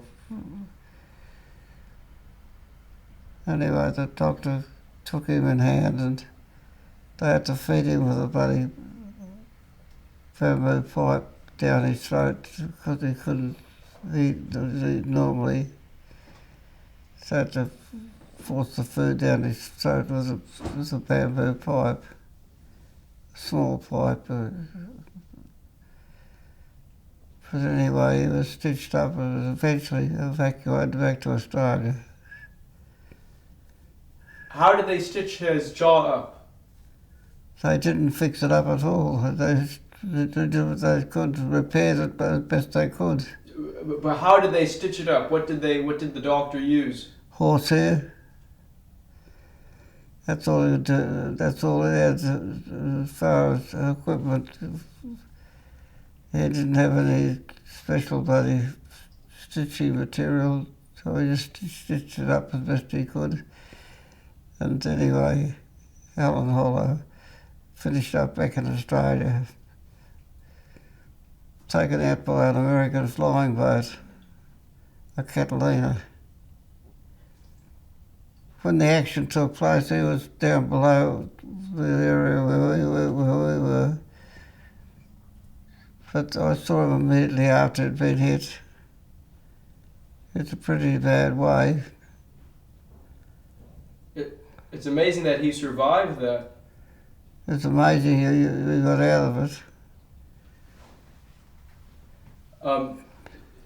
Could you also mention, sir, do you still remember any of the Timorese words? What do you want? Good? Bagus? Tida for now? Still remember quite a few of the words at the back. It depends on who I'm talking to. Talking to a Timorese, I still remember the words. And could they speak English at all? Very, very little, only what we taught them. They learnt the bad words first. So, just to move on with your story, could you talk a little bit about how, after, the commandos made contact with Darwin to make it known that you were still there and fighting, after your 12 months on Timor, how did you eventually get evacuated back to Australia? Well, we were told to work our way down to the beach, unknown area to us, but we worked our way down there and assembled on the beach with our criados, etc., not knowing we were going to take ourselves off and perhaps the crowd would go with it. But out to sea was a Dutch warship, brand new one, built in Scotland for the Dutch Netherlands East Indies Navy, called the Jaquitis. And all of that flashed one light, all of the symbol that the destroyer was there. So these little folding boats come in and picked us up, and an electric motorboat towed us out to the destroyer, and had to go up a scrambling net to get on board. And That must have been difficult with the state that you all were in. very, very difficult. We were all pretty bloody buggered. And about 3 or 4 to every bloody motorboat crew. And gradually we got on board. When we got on board, we found that most of the crew were Australians manning the ship. And I had my first piece of bread and butter I'd had in a year. Anyway, one of the crew came along and he said to me, hang on to the nearest object, don't let go. When this bloke starts those motors, you'll know he's going. He won't go round bloody waves, he goes over straight through and over the top. So it took 12 hours and dodging bloody planes and dodging this, and got us back to Darwin. Did you actually see Japanese planes? You couldn't see it because I was down below. But the Japs would be out looking for the bloody destroyer. They knew we were going off. I'm glad to see the last of us, I'll bet. Can you describe, after a year on the island, and now you're actually seeing other servicemen, who have not been starved for a year, fighting for their lives, what did you all look like? We looked like bloody skeletons. But we got away with it. And did they give you new clothing, or did you... as soon as they got us ashore, they took all our old clothing off us, murdered, and give us brand new clothes and a shower and a shave if we needed it, a haircut. And the senior officers came and visited us and said, without you, Darwin would have fallen. Without you blokes being in Timor, Darwin would have been a Japanese bloody city by that time. Anyway, we went from there back through Queensland, through the territory to Queensland, and back to Commando, the School for Jungle Warfare. And from there we were given survivor's leave. After we came back, the unit was separated into 3. Those who were fit, those who were being promoted, and those who were going to stay on as instructors, etc. And that's how we finished up. The unit went to Timor, went from Timor to New Guinea. Couldn't tell you what the exploits in New Guinea were because I wasn't there. I was seconded to be an instructor in jungle warfare in Commando, weighing only 6 stone. But I was there for 8 months. And after 8 months, one afternoon, they said to me, what's it down in the office? Some important officer wants to see you. So I went down, and a high-ranking officer, probably a colonel or better. You sick of being in Commando? Of course I'm sick of Commando.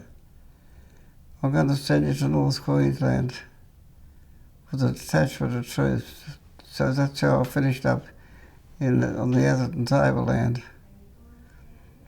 When I arrived on the Atherton tableland, they said, you'll be corporal in 5 sections, but first of all you've got to learn Malay.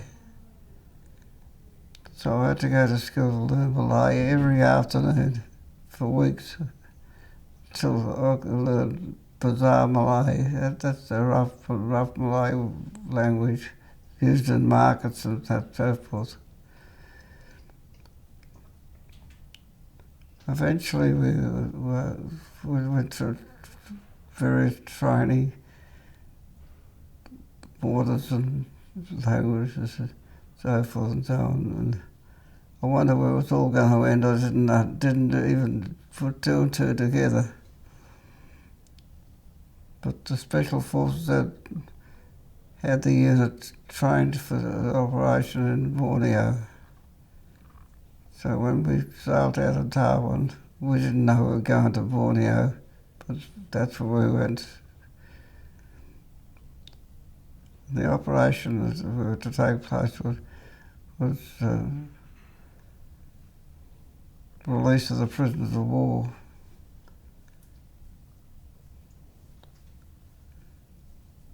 I drew Martin a map of what I saw when I was on the deck. I was there as an advisor only, not as an NCO, or I was just there to give advice. The Japanese will do this, the Japanese will do that.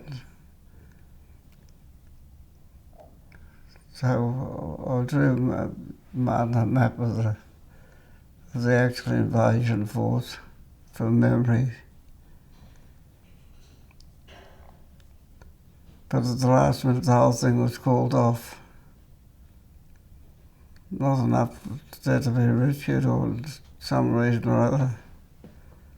So we finished up round in the main part of Borneo, the Strait settlements.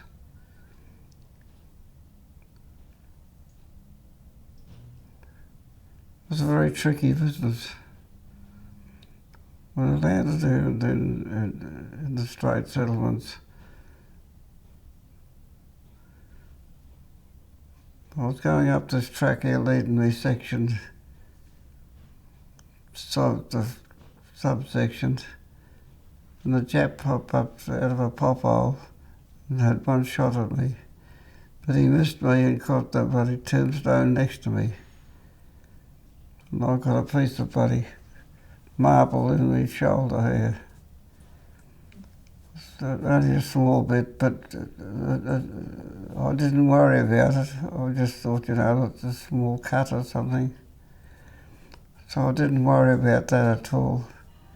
Not until many years later, when it's come up like a boil, like a boil. The doctor looked at it and he said, I'll have to operate on that. That's not just a bit of growth, he said. So they operated on it. They didn't give me the piece of marble they got out there, but they said it's a foreign object and chucked it in the rubbish.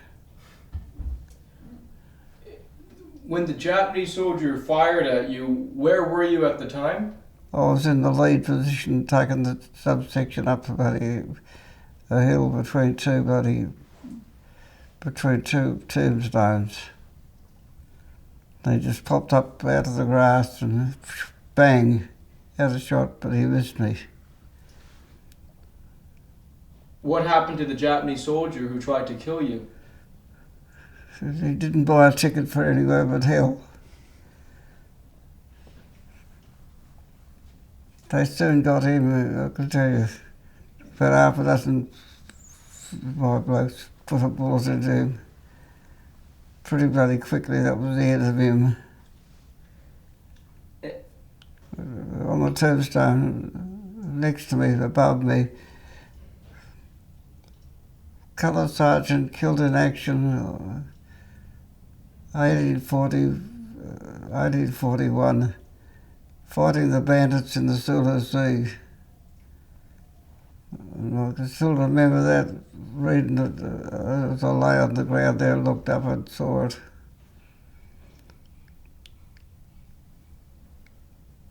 But we went on from there. That was just one incident that happened.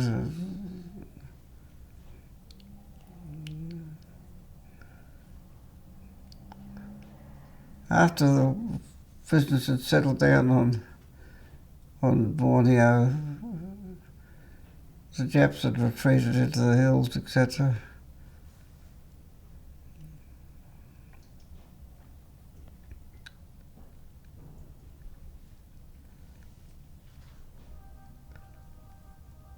Funny old world it was. Say that again? It was a funny old world. It was all upside down. The Japanese were enemies, but the enemies had retreated out of sight and we couldn't find them. If we did find them, we killed them. Killed a lot of Japanese. And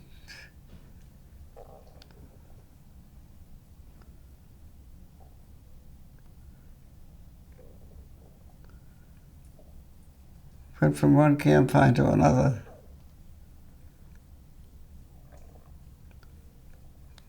Finished up in Sarawak, the most furthest colony down the coast.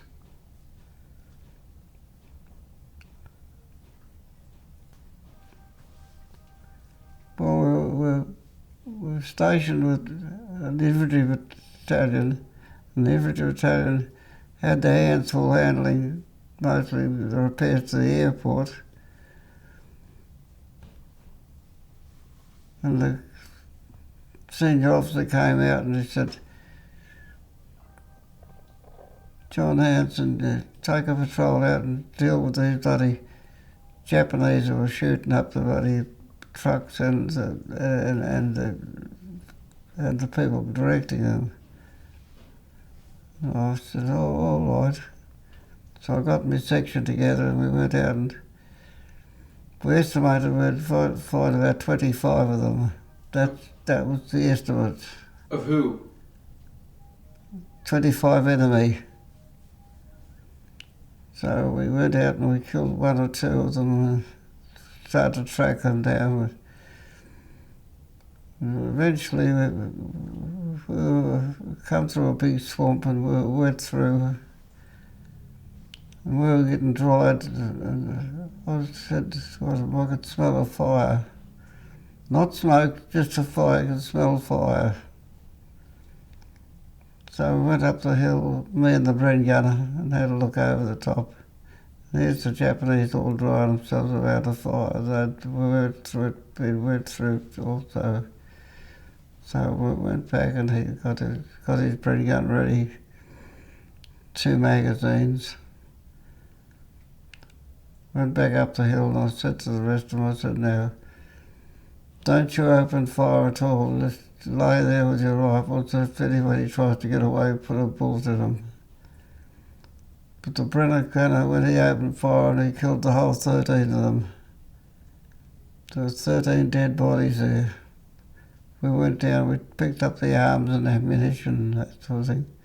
So nothing left for the crows and animals could have what would have left.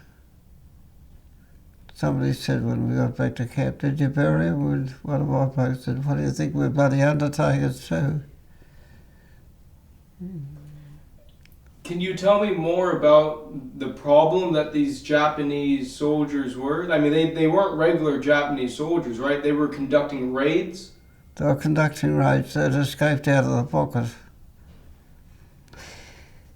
And they were well known for their bloody work, and they were under the command of a sergeant major, and we killed the sergeant major and the rest of his crew all in one bloody fell swoop. Killed the 13 that were left. 25 altogether. When did you kill the sergeant major?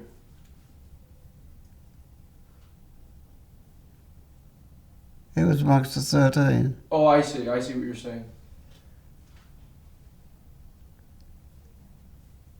And so if 13 of them were killed, initially, the other 12, you mentioned a couple of them were killed when you guys were trying to find the main group. But where We found them in twos and threes here and there, but we killed about 10 of them. I'd say probably 12 we killed separately. There was 13 of them left. And the Bren gunner killed the whole 13 in one big swoop. So the initial 12 that you guys encountered, how did you guys, were they all not by themselves? I mean, were they just in a couple of three, a couple four over there? That 2 or 3 here and 2 or 3, setting up an ambush to try and stop our progress. We retaliated by killing them. So if the Japanese, these raiders, knew that you were on their trail and they were setting up ambushes to stop you, how did you detect the Japanese ambushes and go around it? We got around it quite easily by our patrols, poking their nose in where they were not, poking their patrol and to find out what's the depth of the defence. That's how we killed them in 1s and 2s and 3s and 4s.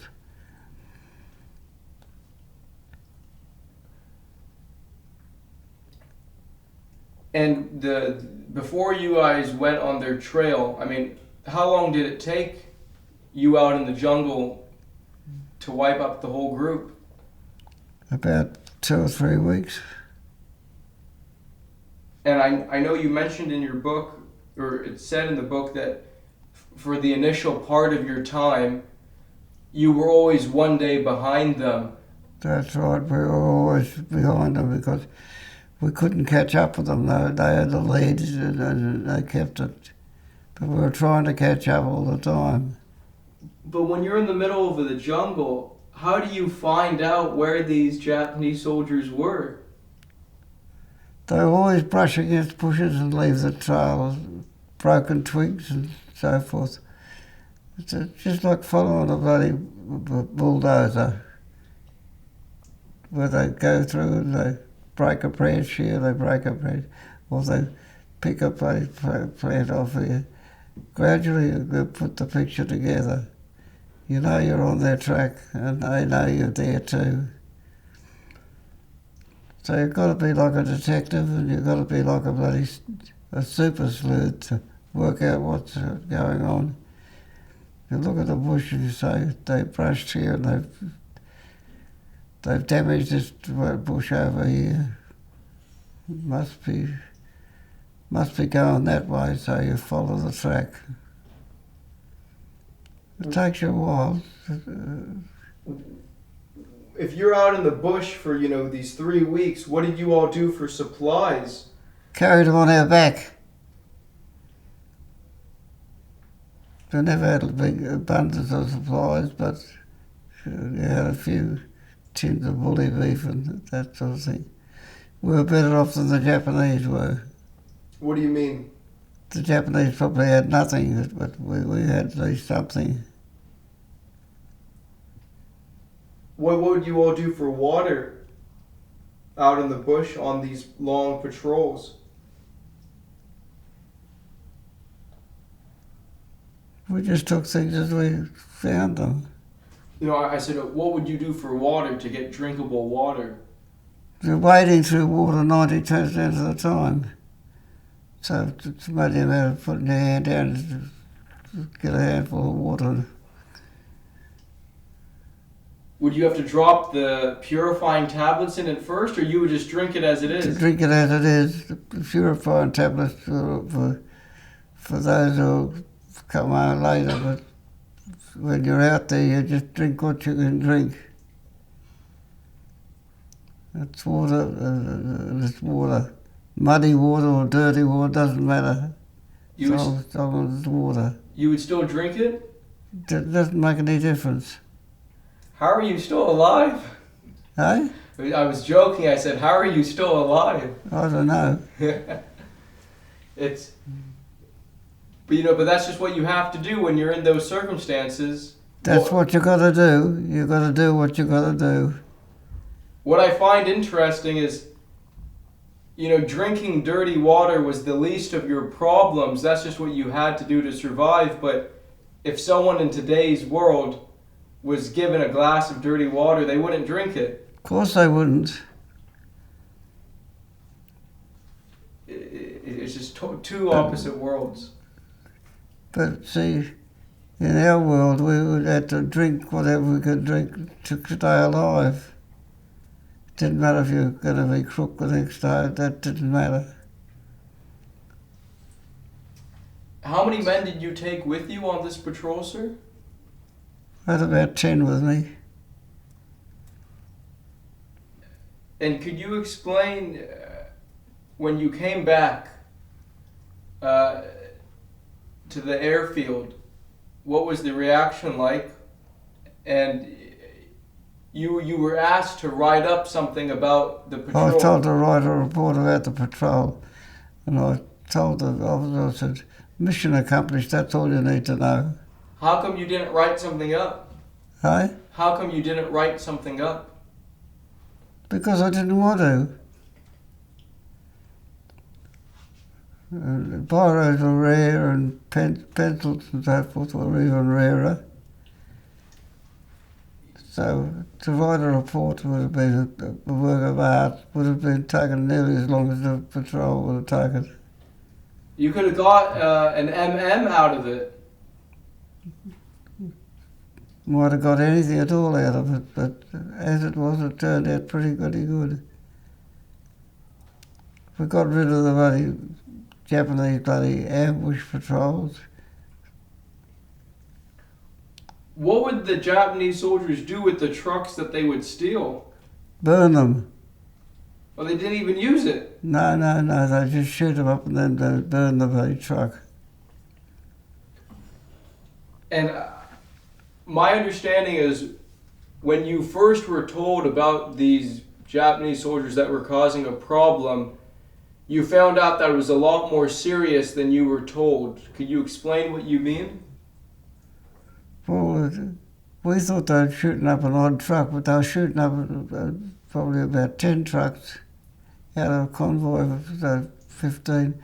10 would be ambushed. It's far more difficult to adjust your mind to the problem.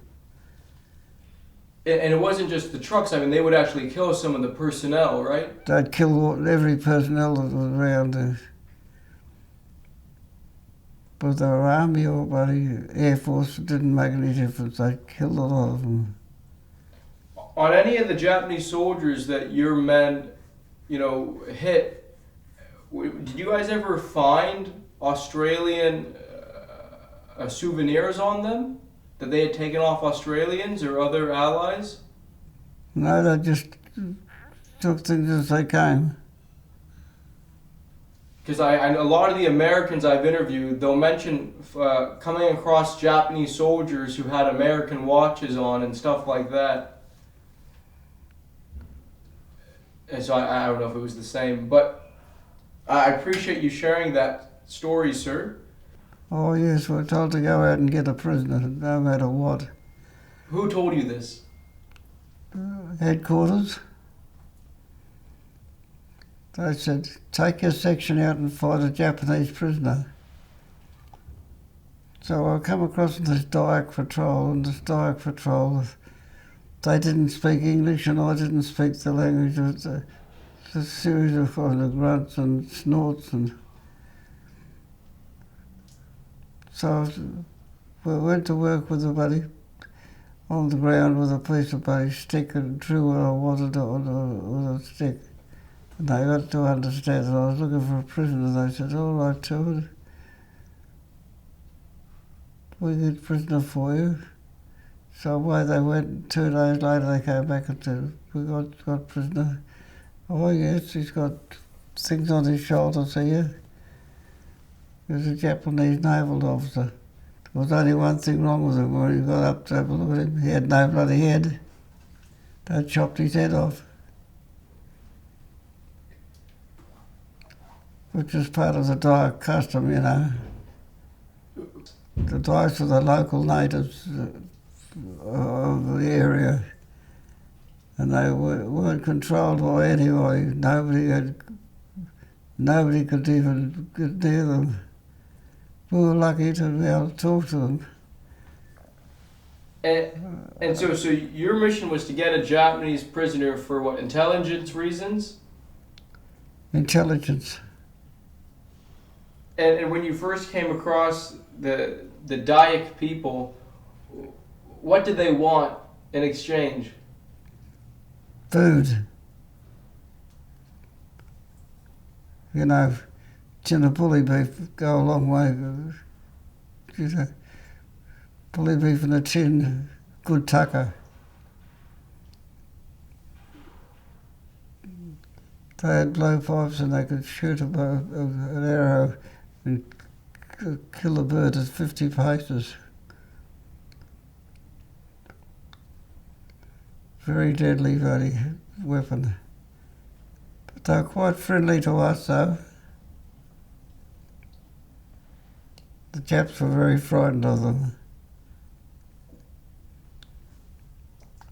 And so in exchange for getting you a prisoner or getting you a Japanese soldier, I mean, that's what you drew on the... I drew on the ground, Japanese. The reason I bring this up is because when I was reading this part of your book, I couldn't stop laughing because you wrote in there that it took you, I think, the way you wrote it, it took you ages to communicate with these people, almost as long as the war, is what you said, because they didn't know any English and you didn't know any of their language, and you had to draw literally picture by picture. Yeah, it's like a little cartoon all the way up. Until they understood. They understood it eventually, but they didn't speak any English, and the amount of Malay that they understood was very, very limited, only a few words. But they were very good people.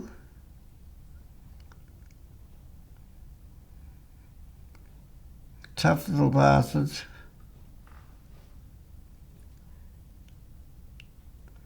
They sat round a big circle waiting for their boss to talk to them. And he looked at all the little sketches and said he understood. Took me a long while to get through to him. But it was worth it in the long run. So when they eventually came back, I mean, did you just wait there, or did you not believe that they could do it and you still went to go look for the prisoner yourself? No, we waited for them to come back. I knew they'd come back. But they go over the hills, just like a bloody ant climbing up over a bloody anthill. No trouble with them at all. Anyway, we took the badges off the Japs' shoulders to prove that we had actually found a Japanese officer. Took them back and gave them to the bloody captain. Said, that's all the Jap prisoners, that's all we can get of him. All right, dismiss.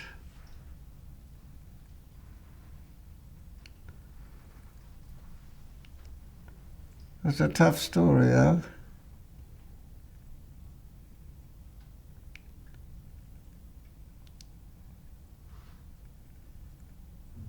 Strange people, these Dykes. Did you end up giving them the bully beef? Oh, yes. Give them the bully beef for the reward. How many tins do you want? Give us four or five tins. They reckon good tucker.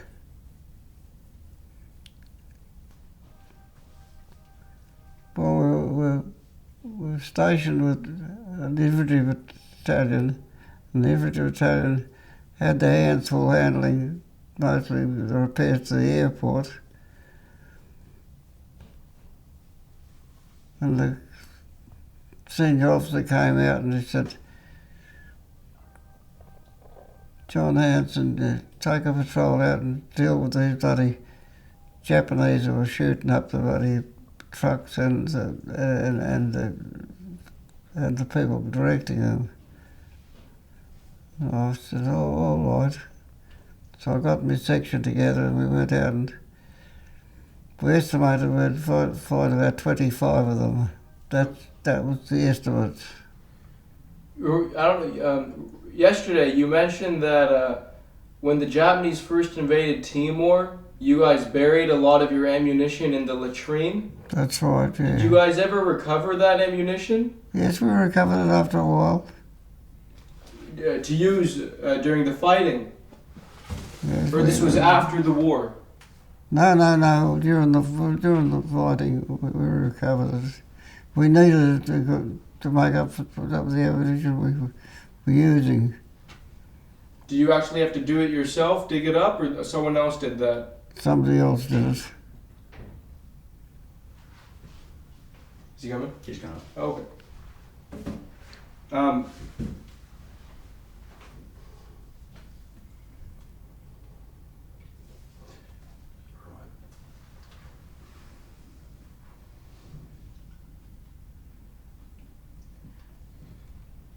Just to backtrack a little bit on Borneo, can you tell me the story of how you actually got to Borneo in the first place? I'm talking about the cyclone. Do you know what I'm talking about? Oh, yeah. On the ship? The wild bloody weather. And the front of the ship was supposed to be welded onto the main part of the hull, but it was cracked right across. And I'd be talking to one of the privates, and he'd be standing where you're standing, then he'd be over there, then he'd be back over there. That's how far, about 6 foot.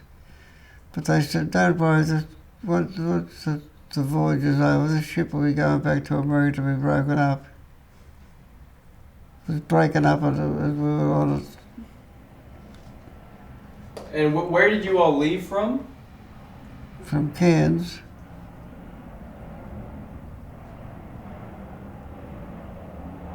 To get to Borneo. Yeah, we went around the top of New Guinea and to an island. The Japanese occupied half an island. There's a funny story there too. The Americans had this picture theatre business going. A big screen up in the bush. That blokes would sit around and watch the movie. Then they go back to their own particular area later on. Anyway, there was, in the middle of this bloody business, some of the Australians were up there, and there was a great bloody kerfuffle. A coconut had fallen out of a tree and hit a Jap on the head. So they took the Jap down to the bloody first aid post, got him bandaged up, and we'll be all right. And I said, if there'd been a trailer to the Jap wouldn't have even got to the bloody first aid post. They'd have put a bayonet in him and shut him up for permanent. But the Americans, being Americans, oh well, look after him. Could be a bloody American citizen one day.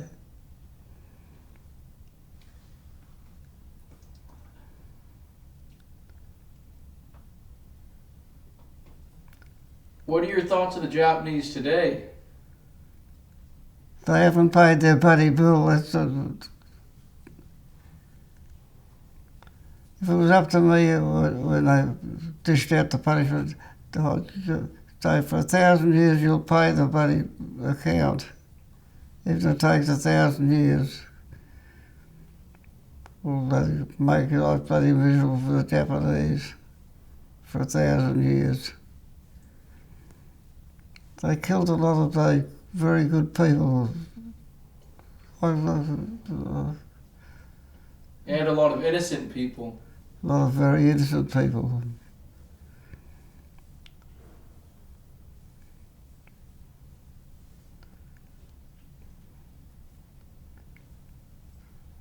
Have they officially apologized for bombing Darwin? I don't think so. In the United States, it's a big, well, within the veteran community, it's a big issue because they've never actually apologized for bombing Pearl Harbor, formally. That they should have done.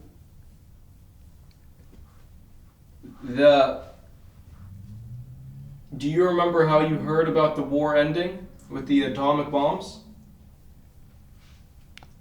Yes, I was up in the bloody mountains.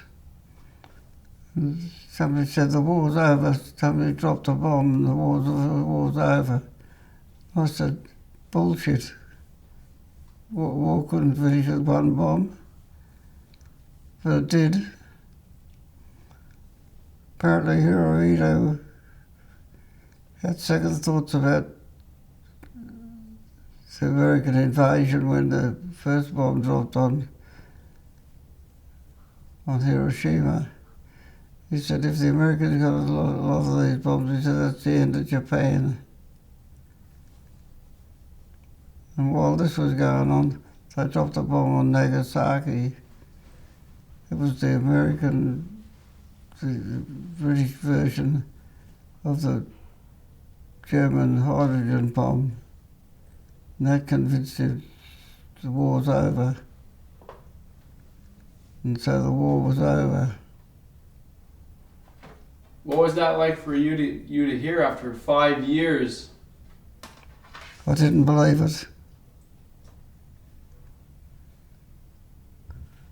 How could it be over in bloody 5 minutes when it's taken 5 years to get this far?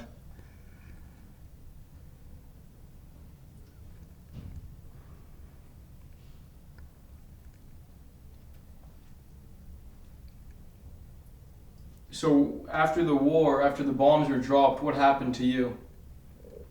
Well, they found something for me to do, mostly look after the Japanese. Set up prisoner of war camp, and poor bastards, starving to death. Make sure they're fed, make sure there's plenty of clothing and water. Poor bastards. Where was your prisoner of war camp? In Kuching. And there was a Japanese officer named Suka. Yes, he was in charge of the prisoner of war camps. He committed suicide. Was that under your watch? No. I was there when he did it though. Probably heard all about it. What do you remember about what happened?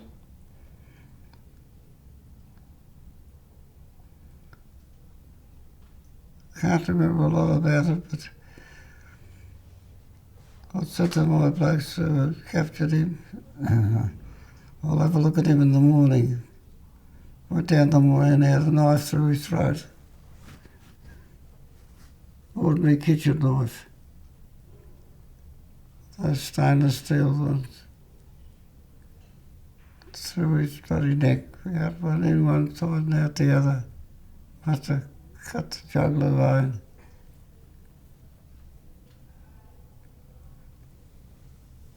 It's a pity he got away with committing suicide because we could have hung him.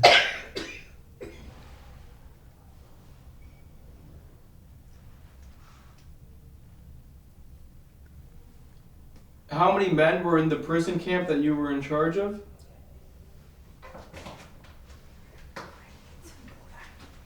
Bloody thousands, I think. And were you actually the commander, or you were just one of the guards? I was in charge of one of the bloody guard sections. Where is it? Cowra, down in New South Wales. I don't know why they'd put them in the most populated state. To look after them. Shouldn't they have just left them in the outback?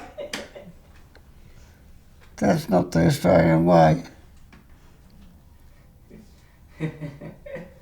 But it's amazing because I think that's the only incident when they overran the position. I was reading it yesterday. Some of the men who were part of the home guard, had to shoot them. And they were the only ones, one of them received the MM. And I think he's the only one who received an award for valor in Australia. For fighting on Australian soil. It'd be a very rare commodity then. It'd be one only. Exactly. We were on a patrol up in North Labuan, the island, and there's a strait of water between it and the mainland. The Timorese or the Borneo natives go fishing out there in their canoes, but they don't go dive. We went there and we saw all these mullets. So one of my blokes said, well, we'll have mullets for tea, threw a couple of grenades in, blew the bloody fish up. We're all diving in, hitting fish. I dived in with them, got a big jellyfish wrapped around my left leg. When I'm talking about a big jellyfish, its head would be as big as a bloody house brick. And tentacles were about 6 foot long behind it. And when they stung you, they'd come up like a bloody whiplash. So I haven't got this all bandaged up. One of the blokes for the first aid kit bandaged it up and said, she'll be right, So the next day I'm in the water wading up to my waist and got the second one round my leg, the other leg. In 2 other cases I know where the Air Force blokes had dived in the water, they got them on their body and they died. I was lucky I got away with that. How did you treat your second jellyfish injury?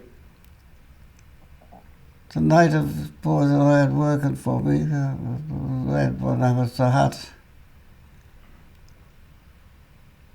He ran up in the bushes and got a palm leaf out of the bushes, stripped away the outside leaves of it, and rubbed all the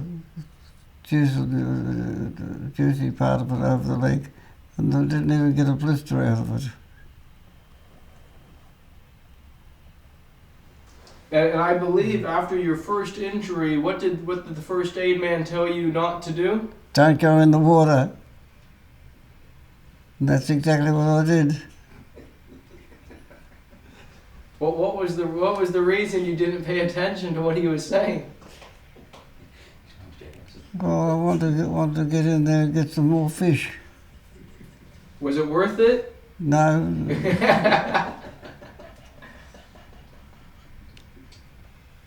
The Japanese crept up on it. It was my 21st birthday. And I didn't have time to have a birthday cake or anything of that nature. All we could do was try and escape the Japanese. That was my 21st birthday. I had to outrun the Japanese. And I mean, really run. Do it about a 3-minute mile quite easy. That was my 21st birthday. Could you actually see the Japanese making the advance? Or, I mean, it was a big push. Yeah, we could see them coming up the hill. Ambushed them, we gave them a bit of a going over, but they still kept coming. And their purpose, what were they doing that day? It was trying to completely get rid of you all? get rid of us if they could, trying to push us back into a corner where we could have to either stand and fight or bloody be killed in the offing.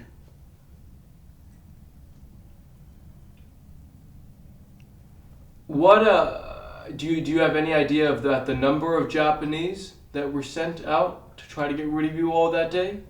Probably about 1,000. It could be more though, right? I know your nephew had mentioned about 8,000. We've got no idea. We know that at least there was about 1,000 in the area we were. There could have been a lot more that we couldn't see, couldn't account for. Had you lost track of the days, or you knew that day was your actual birthday? Well, I knew it was my birthday.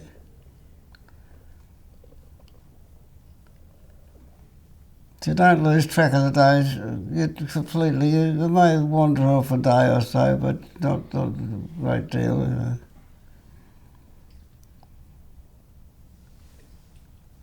And so, just on a different topic, I appreciate you sharing that. Can you explain the story behind the radio, the name of the radio? Winnie the War Winner. Why was it called that? I don't know, the lack of any other name, I think. Because Winnie was supposed to be winning the war in Europe. It's named after Winston Churchill, though, right? Winnie? That's right, Winnie the War Winner. It was the best thing he'd written during the war. He might have been a brilliant bloody politician, but he was the very man they needed as a leader. Who was Australia's Prime Minister at the time? John Curtin. What do you think of him? Very good man. Bloody sick, but a very good man. And so, you had mentioned earlier yesterday that on Timor, all of you are split into your sections across the island. But when Winnie the War Winner finally made contact with Darwin, it's my understanding that after the contact was made, that you guys were all alive, and the supplies were sent back to Timor. It included mail for all of you. Mail we hadn't had for months and months and months. So what I'm trying to understand is, how did they get you all, because you're all spread out across the island, how did word get out that the radio worked in the first place, and how did you all meet? I don't know really how it happened, but it was somehow organised in the background. Somehow they worked it out. They knew which sections were where, and each section got their bundle of mail. But it was worked out back at headquarters who was where and who had to have the information. We heard about the radio, but don't talk about it. Don't talk about the radio. Nobody's supposed to know you've got a radio. We didn't have a radio. The Japanese didn't know we didn't have a radio contact, see. They thought that we were in touch with a brigade of troops behind us, and when the destroyer ran aground there, the Voyager, they said, what was the Voyager doing there? She must have been escorting troop ships, the destroyer. So the Japanese had the wrong radio idea what was going on. The intelligence wasn't up to scratch at that part.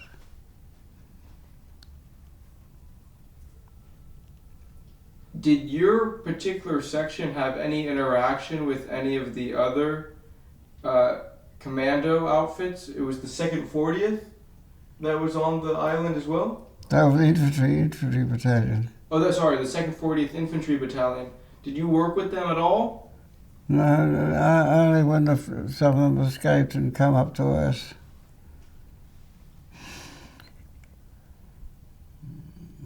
Most of the ones that got away were those in hospital. And when I was going through your book, there were some incidences or some pictures of the commandos burning some of the villages. They were the villages around the border country. They were pro-Japanese. Did your section participate in that, or were those photos of different sections? Another part of another section, nothing to do with us. And so those were villages of the natives who were helping the Japanese? They were helping the Japanese. What were they doing? Spying and finding out things. Doing the wrong thing by us.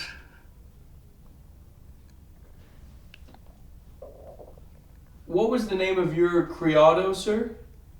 Owasso. Can you tell me about him as a person? What kind of person was he? He was about 12 years old. And he had worked for the police department because they all had to do some kind of work for the bloody government to pay the taxes. They weren't taxed in money, they were taxed in time. They had to do so much labour for the bloody government. This went on and on and on. Anyway, his parents said to me, well, he's not employed in the police department now, he'd better go with you and look after you. So that's how my house have come to be my offsider. He was like a younger brother to me. In exchange for him helping you, or all the criados helping you all, they would be given food? Is that what the exchange was? If we had the food, or if they could scrounge the food, they did everything for us.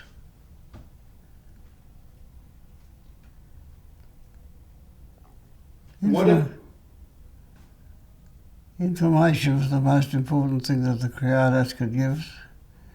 The Japanese are here, the Japanese are there.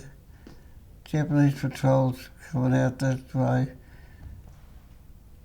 So we were alerted all the time.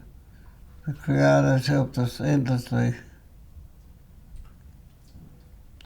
When you all were evacuated off of Timor, what happened to the criados? They got left behind.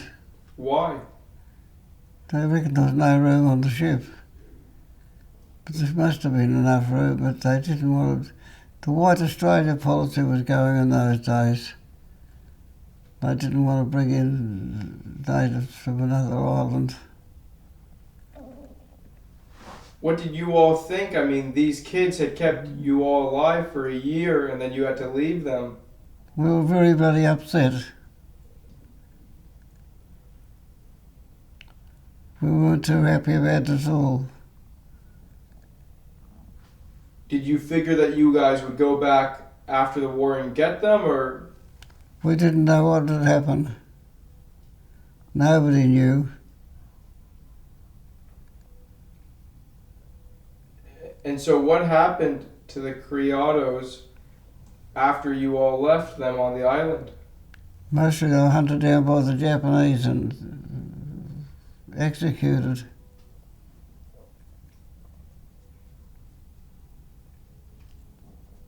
Even though they were kids? Didn't make any difference to the Japanese. But your criado survived. He survived and got married.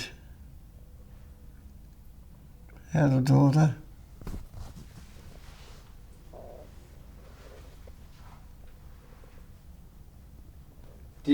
I know your nephew Martin met the daughter when he went to Timor. Did you get to talk to her on the phone?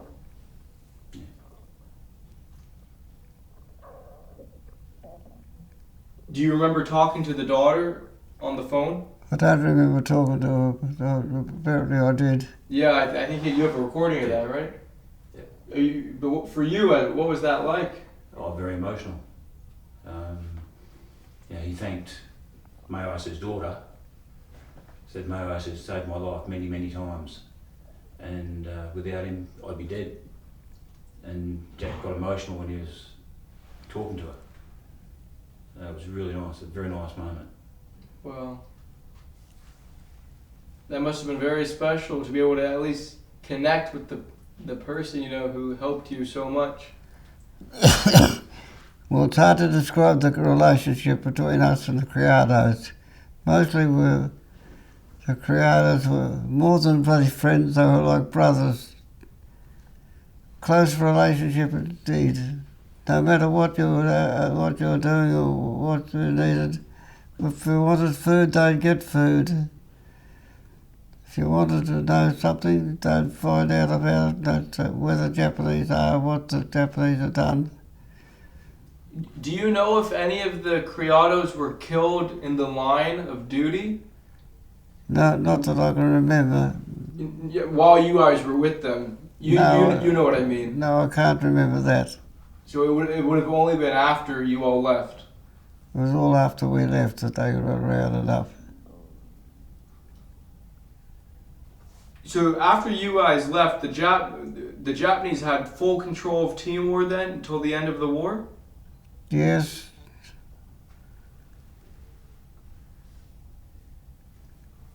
Wow.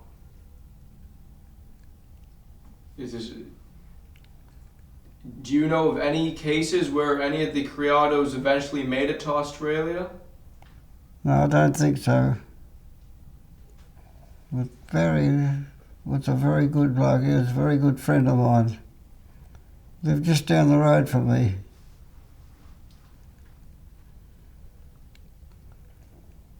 Barry was captured when he went to work for the Z Special Mission, Z Force.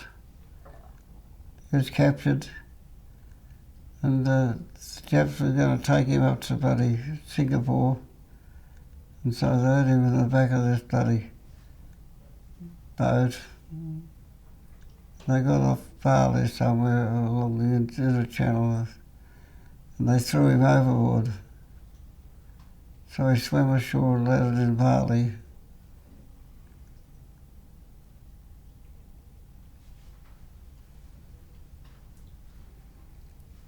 And he survived then?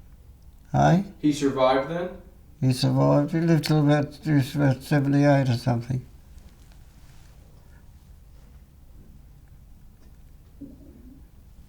When you all were on Timor, when you would sleep at night, the Japanese were known for their night infiltration. Do you remember something that you would do at night? We'd wrap a bloody wire vine round your foot. And so if there was a noise in the night, you'd feel a tug on your foot to tell you there was somebody out there. We all put the vines round our feet. Say there was 4 of you out on a patrol, and each of you have the lawyer vine rolled around your leg. So if they felt something strange in the dark, they'd start pulling on the vine to wake you up. Did you ever have to do it? Several times. Is there any particular incidents that you recall?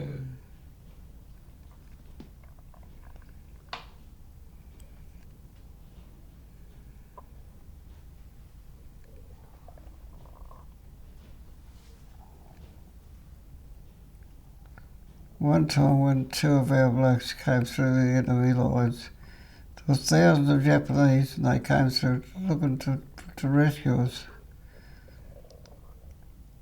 And there was a tug on the bloody line, and here's Jackie Spencer and Jackie Pengrace had come all the way down through the Jap area to rescue us. just as well we were alerted by the vines, otherwise we might have shot them. That was the policy, shoot first and ask questions later.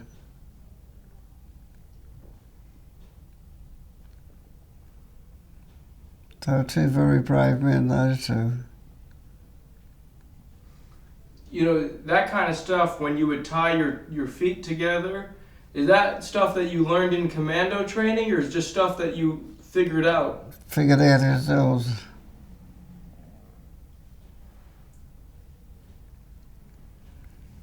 Did your commando training adequately prepare you for what you would actually face on Timor? Not really, it was a very different battle. Because they were preparing you to fight the Germans. A different type of enemy.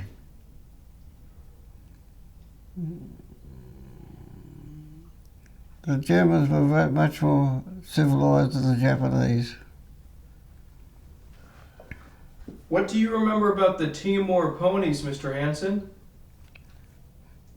Well, I can tell you about the Timor ponies. They're tough little bastards. For the case of ammunition on one side and then a case of ammunition on the other side, and they'll carry the bastard no matter what. What would you use them to carry actual men or just supplies? Supplies mostly. And they had no problem going up the mountains? No trouble at all. How come you guys didn't just ride them up the mountains? Eh? How come you just didn't ride it up the mountain? You didn't ride them. You walked them. They're too small to ride? Really, your feet would be on the ground. They're that small. They're all like a very small Shetland pony. Oh, I see.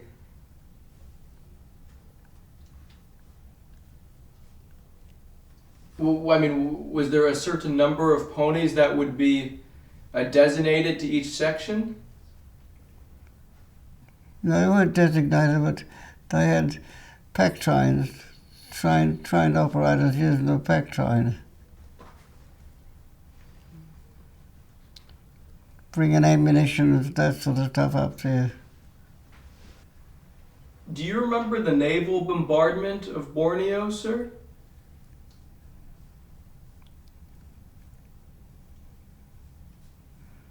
When the Australian ships bombarded Duddy. Yes, I remember something of that now.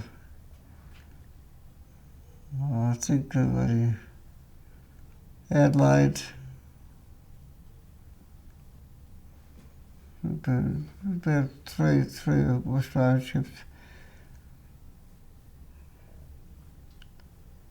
They put plenty of shells into the place and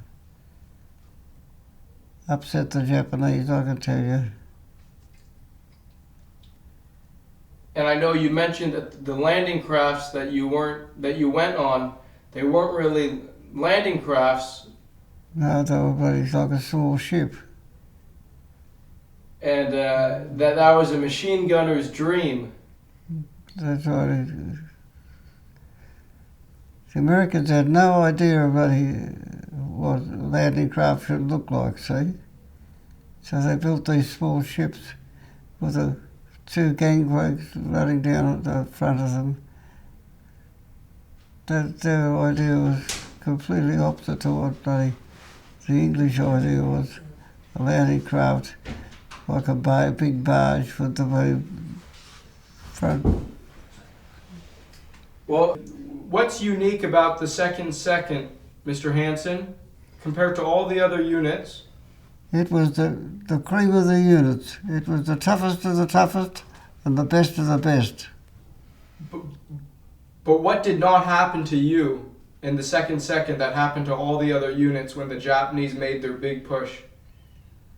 Well, we were there, but we were scattered.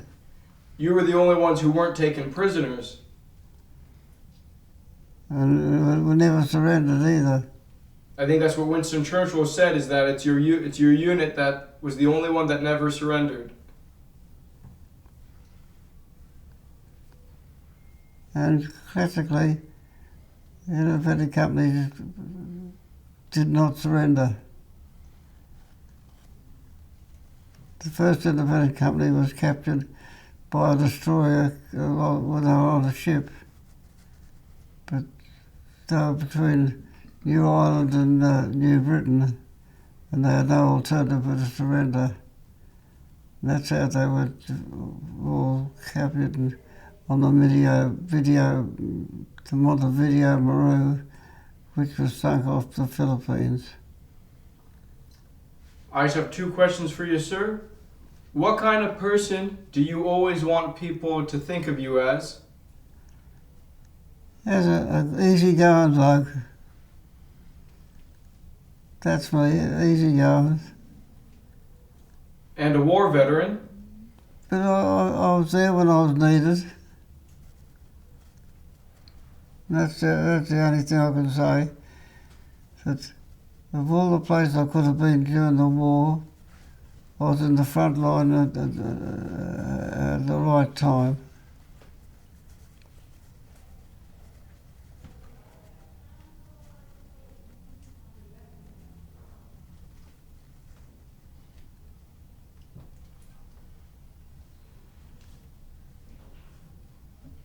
Looking back over the seconds, so up against the cream of the Australian Army, the best of the best. That's what made it bloody hard for them to get on with us. And even if they had put out a surrender notice, we would have ignored it.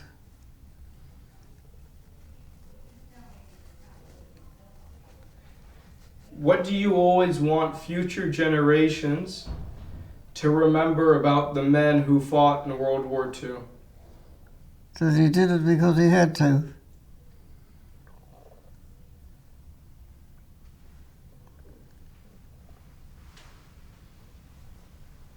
World War II was not an easy game, but it had to be done.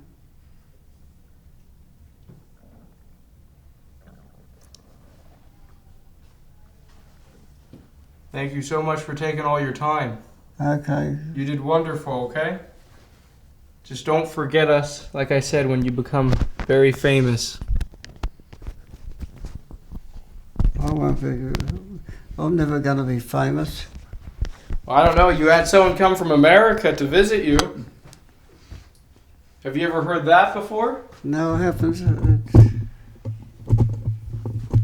Don't forget me the necklace business over here.